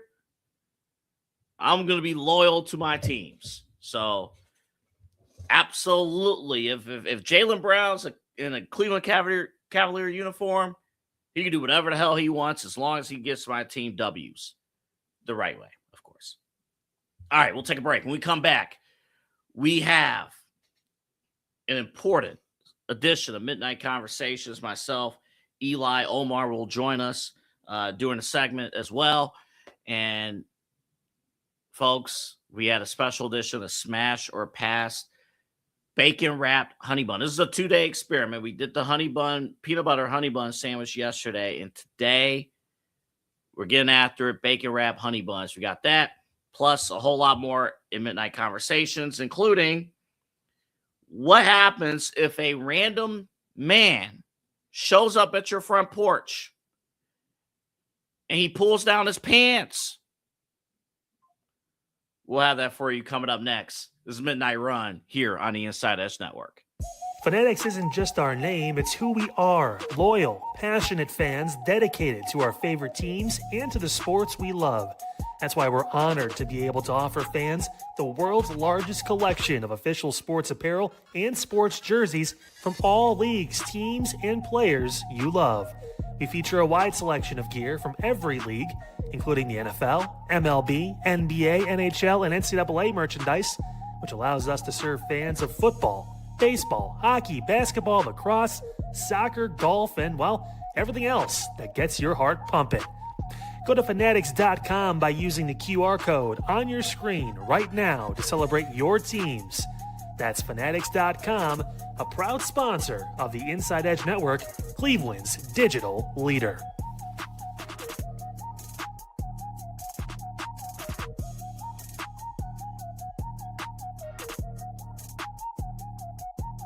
Small business owners are superheroes, but nowadays running your business means doing so inside your shop and on social media. That's why you should make Omega Video Marketing your sidekick. With a decade of content creation experience, I create dynamic, informative, and fun videos for your specific social needs that will increase brand awareness, get you more followers, and keep your social pages and websites current and fresh. I offer flexible pricing and turn times and will work with you to understand your brand and your story. All of that comes from the heart. My award-winning expertise is just the cherry on top. So let's get connected. After all, your brand is the alpha and my expertise is the omega. Discover our collection of handcrafted candles. That's right, every product is thoughtfully created in small batches free from harmful toxins for mindful everyday indulgence. Our candles are hand-poured in coconut soy wax with natural wood wicks, offering a long-lasting burn and rich fragrances. Create a cozy, safe ambiance for your home with candles from Alley Rose Fragrances. First-time customers use the promo code InsideEdge20 to receive 20% off your order. AlleyRoseFragrances.com, proud sponsor of the Inside Edge Podcast Network. Mosser Moments Photography is a husband and wife wedding photography team based in Cleveland, owned and operated by Inside Edge Network's very own Ryan Mosser and his wife Hallie. For the past 10 years, they've captured more than 100 weddings across Northeast Ohio and beyond, always working together as a true two-person team. Their style centers on authentic, emotional storytelling, documenting the real moments between two people in love and creating images that feel natural, comfortable, and true to the couple. Rooted in Northern Ohio but inspired by their travels, Ryan and Hallie bring a warm, personal approach to every wedding day. Their work blends experience, consistency, and a genuine passion for helping couples relive their best day through timeless photography. Learn more at MosserMomentsPhotography.com by using the QR code on your screen right now. MosserMomentsPhotography.com, a proud sponsor of the Inside Edge Network, Cleveland's digital leader.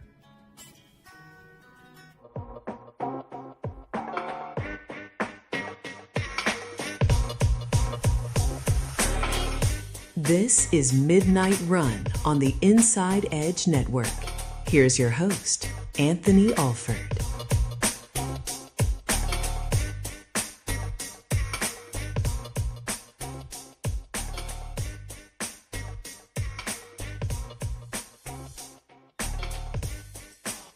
All right, folks, welcome back to Midnight Run here on the Inside Edge Network. It's time for Midnight Conversations. Come on in, Eli and Omar. Come on in. Omar's just settling in. I was watching him switch out. Oh, yeah. He ain't safe. He just spent the Tuesday afternoon. I love Omar with all my heart. He knows this. If you knew the hoops I had to jump through to get this beast of a man over onto these airwaves after he spent Tuesday talking to Rob Rosicki, our very own Rob Rosicki, about one of his pet peeves. Was what, Omar? What was one of your pet peeves? Well, that's traveling, buddy. You are traveling to your studio. Which is like 10 steps downstairs, my guy. I'm here. What are you talking about? You are, and I'm happy to see you. I was concerned, man. We have a very important midnight conversation, and we need you here. We do. We have video, but we have two announcements. Number one, you want to stay tuned to the end of the segment because these two did the impossible. Yeah. And I want to thank them. I can't give away what they did yet. Listen, I want to thank them for doing what they did. I was tired. My back hurts from carrying the network so bad. I get it. I understand. I completely understand. The second program announcement, we'll give it to you right now. If you enjoy Midnight Conversations, we've done this now, I think, for a couple months now. Yeah. July 4th. I don't have a time for it yet, but on July 4th, Saturday, we will have the best of midnight conversations right here on the Inside Edge Network. And I think we're going to do all of them. So I think it might be like a 3-hour special or something. And that'll just be half of them. I'm just kidding. That is amazing. That is amazing. All right, Dubs. What do you got on the docket for us tonight? Okay, so this first story is out of Detroit. What would you do if a random man showed up unannounced at your front porch, and at some point during the confrontation, you see on your doorbell camera, he pulls his pants down? Wait, you don't believe me? Here's the clip from Detroit, Fox 2, Jessica Dupnack with the story. This story starts as kind of a typical neighbor squabble over kids playing where they shouldn't be playing. Oh boy, it escalated. Take a look. This guy picked a fight with a doorbell camera. You stupid racist ass. How you like it, Karen? Well, not Karen. He was actually mad at Sonia Baisley. When you're drinking, don't come on anyone's porch and pull down your pants and call them all kind of and Oh yeah, it was a full moon in Lincoln Park earlier this month. Better yet, I'll give you a you to kiss for the morning. Ah! That booty bounce could catch this guy a charge for indecent exposure. I still think about it, to be honest with you. Earlier this month, Sonia asked the neighbor kids not to use her driveway as a racetrack with their toy cars late at night. Didn't sit well with their parents, words were exchanged, then it escalated when their seemingly drunken friend stepped in. I should on your porch, you stupid. And Sonia says all this on Juneteenth, no less. Do better. Please do better. We talked to Lincoln Park Police. They are looking into this. Sonia plans on filing a formal police report on Wednesday. As I said, this could lead to indecent exposure charges. Reporting in the newsroom, Jessica Dupnack, Fox 2 News. Jessica needed a cigarette after that one. God. Yeah, that was a rough segment there. God dang. To answer the question, I'd beat his ass. Let's be clear. Let's just be clear. I think Omar and I are on the same page. We disagree on certain things in life, and that's okay. Still my bro, but I think Omar, we're on the same page. I think that dude would just be getting an ass whooping with his pants down. Yeah, no, he'd be getting a cat or a dog sick on or something. Oh, Paisley would rock his shit. Oh, Paisley would. Yeah, he would be done. The only thing, though, see, here's the thing. If you're beating up on a dude who has his pants down, you have to win that fight. Oh, yeah. Are you? You can't lose to a guy who has his behind out. Like, you have to win that fight. Dude, I mean, you already have an advantage. His pants are already around his ankles. Yeah. He doesn't have the low center of gravity. He doesn't have the balance.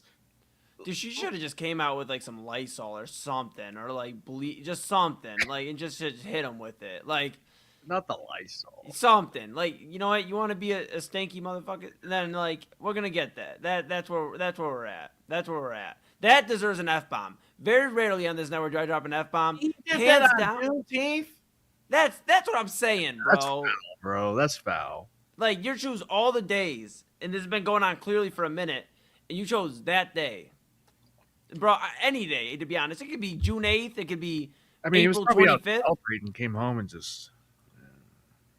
He did that. He did that on Juneteenth in Detroit. Dude, his knees were weak. His arms were heavy. There was vomit on his sweater already. He was not surviving 8 Mile. No. Still not the worst. A mile. Still not the worst story we've covered from Detroit. That was the landlord story. Dude, what is going on in Detroit? Messing around with the tenant. Like, what else? Oh, man, that was terrible. I think one of the craziest stories I've had with those, with a drunken Eli Moon is like when my aunt was still, I mean, God rest her soul, but when I was out drinking with her and my cousin and his girlfriend, and I found out what a green tea shot was for the first time. Oh, boy. And I was like, damn, these things are great, man. Like, you don't feel them. You just keep drinking them. You don't feel these things at all. It's like I'm drinking them, mixing them with Jack and Coke. So I was already mixing lights and darks. I was on fire. I had like 6 Jack and Cokes. This is like a while ago. This is young Eli Moon before I stopped drinking. But and it's part of the reason why I stopped drinking. So I had like 6 green tea shots and like 4 or 5 Jack and Cokes. I was going for my 6. I went to lean in and I spilled the drink all over the bar. And the bartender was like, "You're cut off, buddy." And I was like, "Thank you." And like, just stop serving me drinks. Like, stop taking my money. And we got let out. And my cousin stopped in the neighbor's yard. And he goes, "Okay, you guys can walk across." And I started walking across, and I face planted into the neighbor's grass. And I just laid there, like basically a Street Fighter character, laid out, just done. Like, I was done. And my aunt's like, "Eli," and God, yeah, she was the best. She goes, "Eli, you have to get up." And I was like, "Yeah, Monica, I can't get up right now." I was like, I'm going to just lay here. She goes, "You cannot lay in the neighbor's yard. This is not the yard to lay in. The neighbors are kind of assholes." And I'm like, "Okay." And so I go to get up, and I couldn't muster the strength. And I go, "Here's what we're going to do. Go open the door, the side door. I'm going to get up in one big jump, and I'm going to run to the door. And I'm going to get there."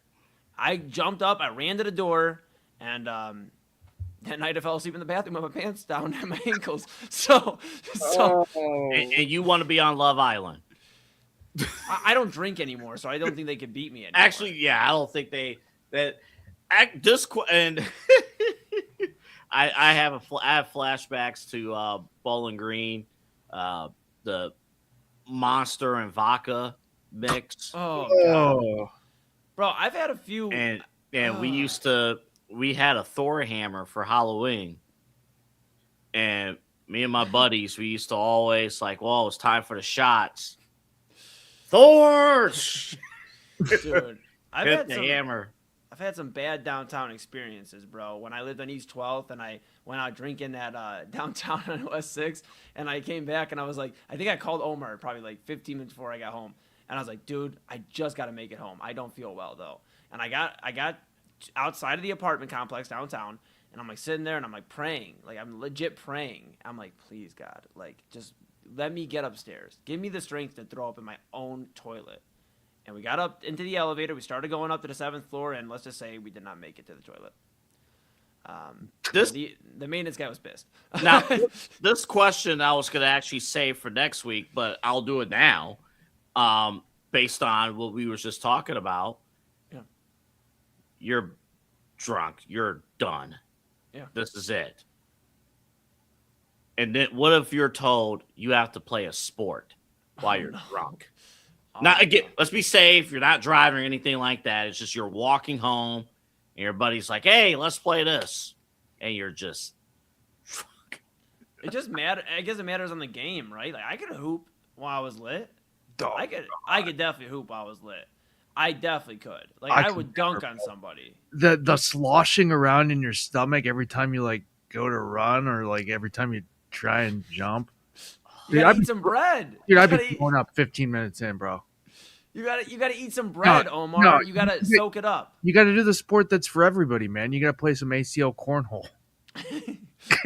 Dude. Most of the players who play are you're not moving. Dude, you're exactly right. You gotta throw the bags. That's the sport I'm playing. I'll tell you, man. I got into some crazy stuff while I was drinking. One of them was, jeez, you guys are so funny. One of them was when I would scooter home. House rules. I'm kidding. Sorry. If I did a little day drinking earlier in the day when I lived downtown, and I'd jump on one of those scooters and I just see how far I could drive around the city while I was lit. And I know that was not a great idea, but here we are telling the story 5 or 6 years later, and I did all right for myself. But I did have a few spills on Superior. Not while actually, funny enough, while I was sober. I'm practicing beer pong on camp. Oh, I see you right now. I see you. You still would. You and Omar could team up. I promise you. I could go find the guy on the street, and I'd beat both of you right now. Brother, I am clean at beer pong. Yeah. No. Oh, No, yeah. not anymore. Not anymore. Oh, yeah. I'm fine. We'll get a table. We'll Yeah. put it outside my studios, and we'll play. I'll play you 2v1. I'm that confident. Somebody's going through that table. Okay, I ain't got that kind of money, but I need the table back. But actually, it might be this table back here. This has my coffee and toast. we might need that. No, if I had somebody once, they were like, "Man, Let's dodgeball. We did it hungover. Oh no. All right. We got to go to the rec and work out. Like, no, we really don't. That's all right. We're not going to really work out. We're just going to dodgeball. I run up. You know how it starts. You run up, you try to grab the ball or whatever. It's like, all right, go. And I'm going, and I grab the ball. Oh, no. Oh, no. Oh, no. And then I stood. I was just like this with the ball. This is all I did.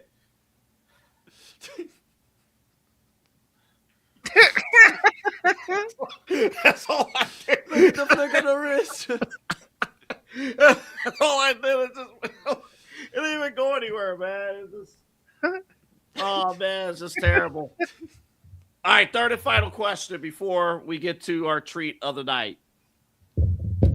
You're in battle. You're in a huge battle. Okay, you're sober, but you're in battle. Okay. Would you rather, Omar, you're going to be first.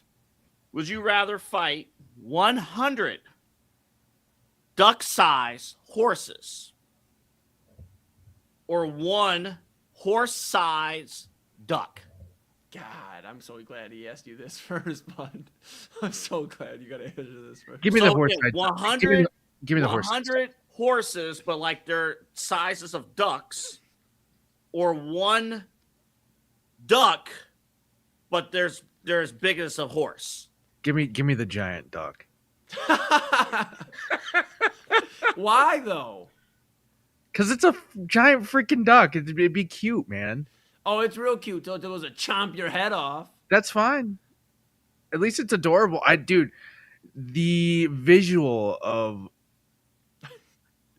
Yeah, no. I'm choosing the big duck. Dude, I feel like the duck you could grapple with a little bit. Like my wrestling background would come in where I'd be like, I'm taking you to the ground. Dude, I'm not getting trampled by all those horses. You're not going to get trampled by them. They're duck size. Bro, they're going to carry me away. It's 100 of them. They're going to it's 100 of them. It's like hydroplaning, right? You know when your car goes over the water and it starts to skid? That's what would happen. They would carry me away. I'd be gone. What weapons do I get in my arsenal? Do I get weapons? I did not include weapons, but you can get something, sure. All right, so like I would definitely get like I gotta think. I'd probably get like like a rolling pin or something. Like start off with a rolling pin. What is that gonna do? This ain't Wii Sports. We got Nintendo Wii. Oh, we're straight Minecraft in it. You see how hard they hit in Minecraft when they're just chopping these trees and stuff down? I'm gonna smack these horses. I'm gonna hit these horses. I'm gonna hit these horses with a rolling pin, and they're not gonna know what hit them. Literally, they are not gonna know what hit them. And here's the thing, like, I'm just not concerned. I'm not concerned about 100 duck-sized horses because there's a lot of ways to defeat them. Horses can't get out of pens. If we build a pen, horses are strong though. They're strong. Not a duck you ever size. watch Kentucky Derby? Yes, but they're not that size in this. They're not 100. They're not Think duck about size. 100 of those. Think about 100 of them mother effers. They're still strong. Why around? They got strength. Yeah, but not. I think you guys are underestimating how strong a human being is.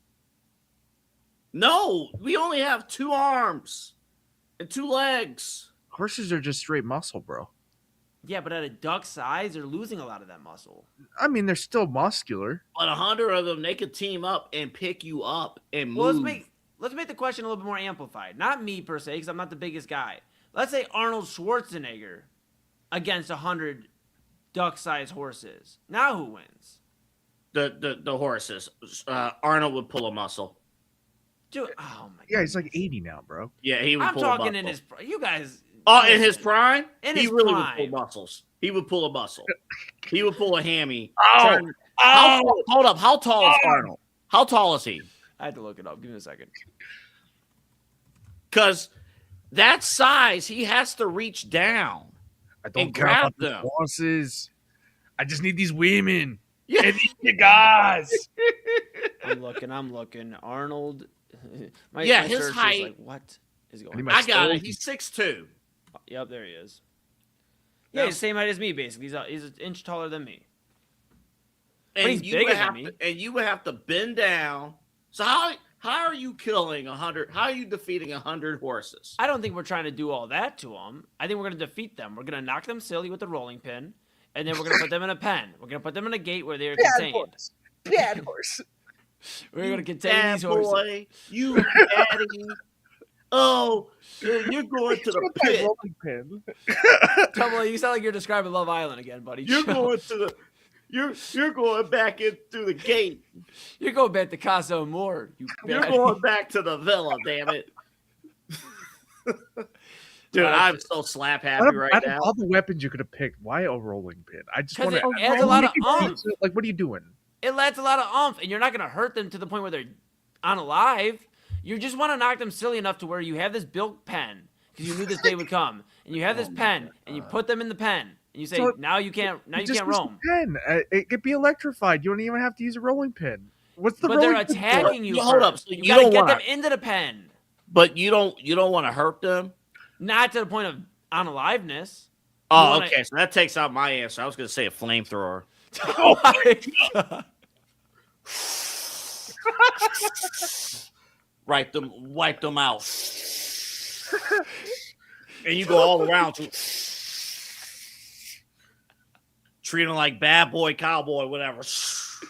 Double A, that was such a turn. We went from a rolling pin to a flamethrower. A flamethrower. No more effort. Omar doesn't even have his normal shades on tonight, so you can see the level of disappointment. Hold up. There's one coming in. Pow! That's what I would do. A flamethrower. Poor horses. Poor horses. Wow. You can't do that with one. Yeah, we don't do. All right, like you only have one. You chop their legs off. I don't know. A This is flamethrower. tough. That is a scene of. That's I a hope massacre. there's not a single person watching who's like an Forget the animal blue rights supporter. They're gonna get our channel shut down. Yeah. We're on the phone with PETA right now, and we're gonna look into this. I hope the WWF is not watching right now.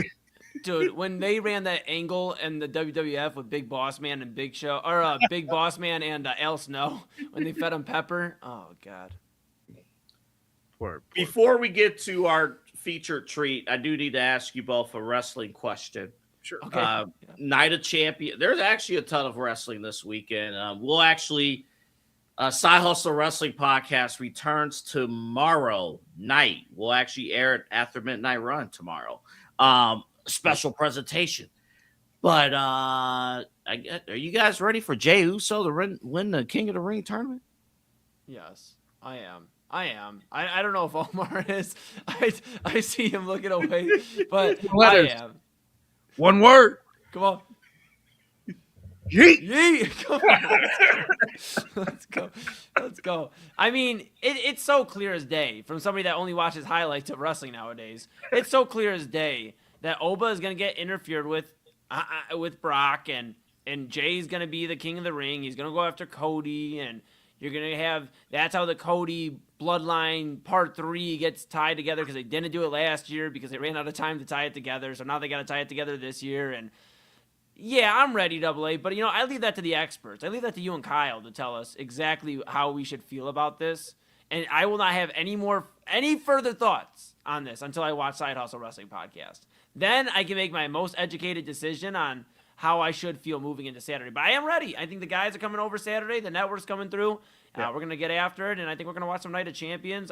Hopefully Omar gets to make I won't ruin the surprise, but hopefully he makes what we got into earlier on Saturday. Oh. I don't even know what it is. Dude, I am so slap happy right now. Oh, I didn't go to the gym after work today. Oh, no, today was the day you should have went to the gym. I know. Bro, no, this whole event changed my entire life, and I'll never be the same for it. I know. I came home talking to Papa Moon about it. The course of my day completely changed as soon as this happened, and I've been on a run. A midnight run?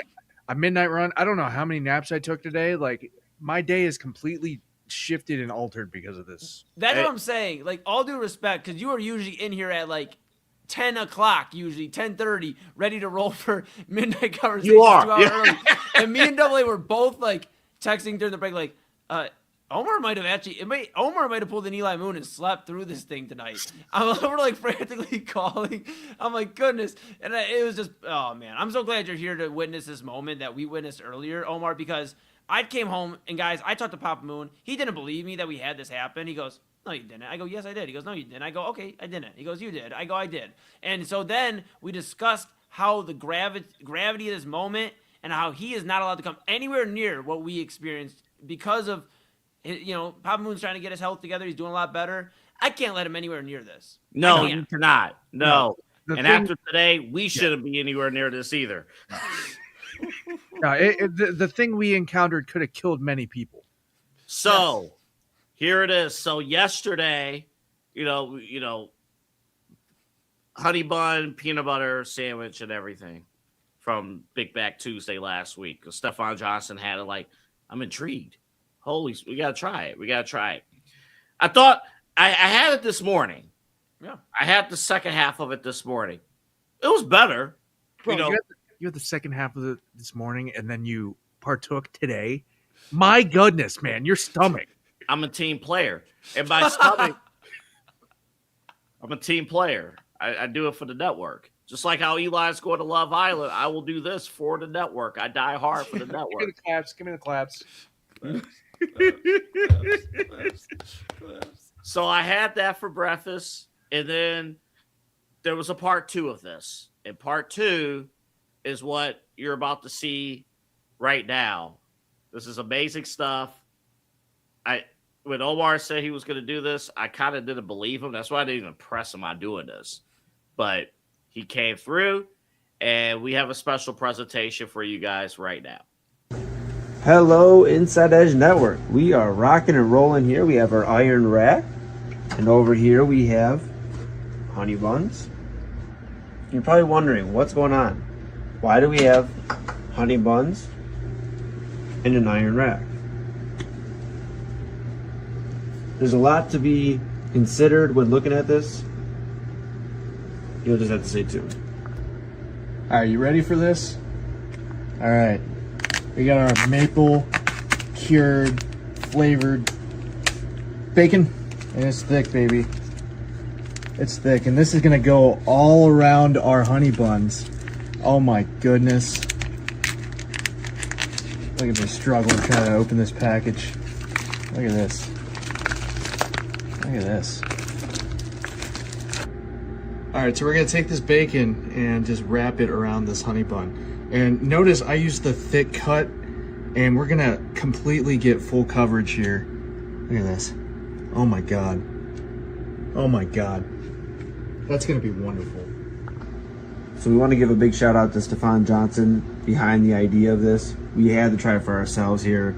So we're here, we're getting after it. You see the bacon is wrapped around the honey bun. Look at that. That's the care we put into this here on the Inside Edge Network. We're serious about this.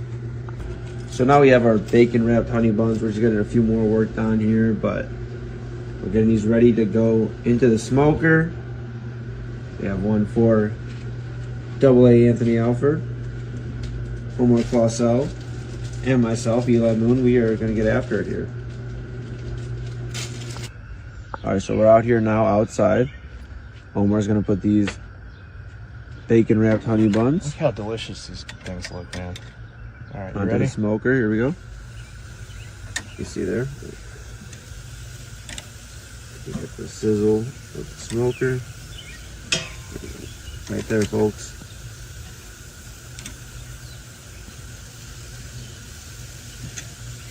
And we're gonna let these things Crisp up.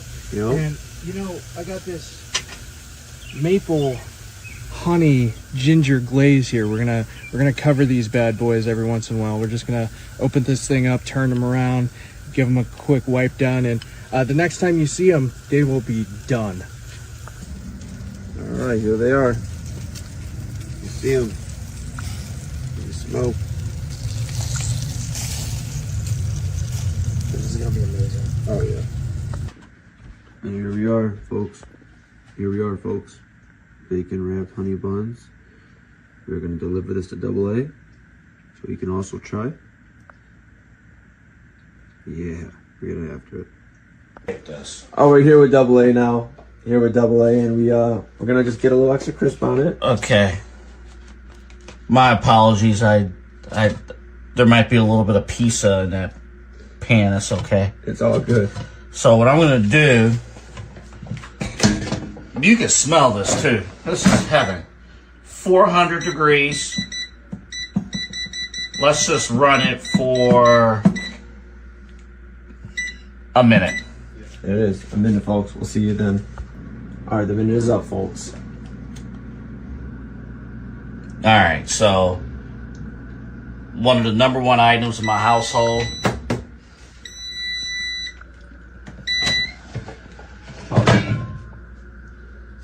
Yeah.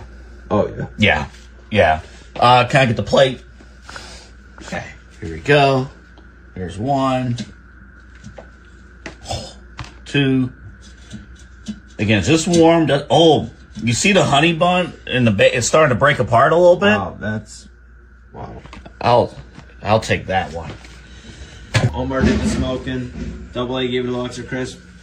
I have done nothing but record everything that's going on, and now we're gonna try the bacon wrapped honey buns. Yeah. Let me first show you guys how the presentation. Excuse my microphone here, but look at that. Wow. I just want to. This one, I'm picking this one. This broke while we were putting it back. Oh yeah. Look at that. Yeah. So here you go, boys. Yeah. Good call on AA for crisping these up. Make sure you take the toothpick out. Oh my god, this is gonna be amazing. Can I just say how much it smells really good here? Oh wow. All right. Ooh, I almost left one toothpick.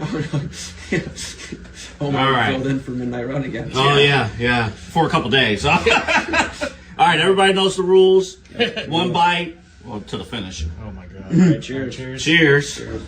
All right. Wow. Come on, man. Oh my god. Come on, man.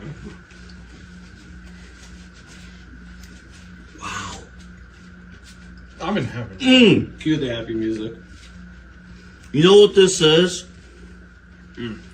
This is chicken and waffles. If you added bacon Yes. to the waffle. Don't even need the chicken. You don't.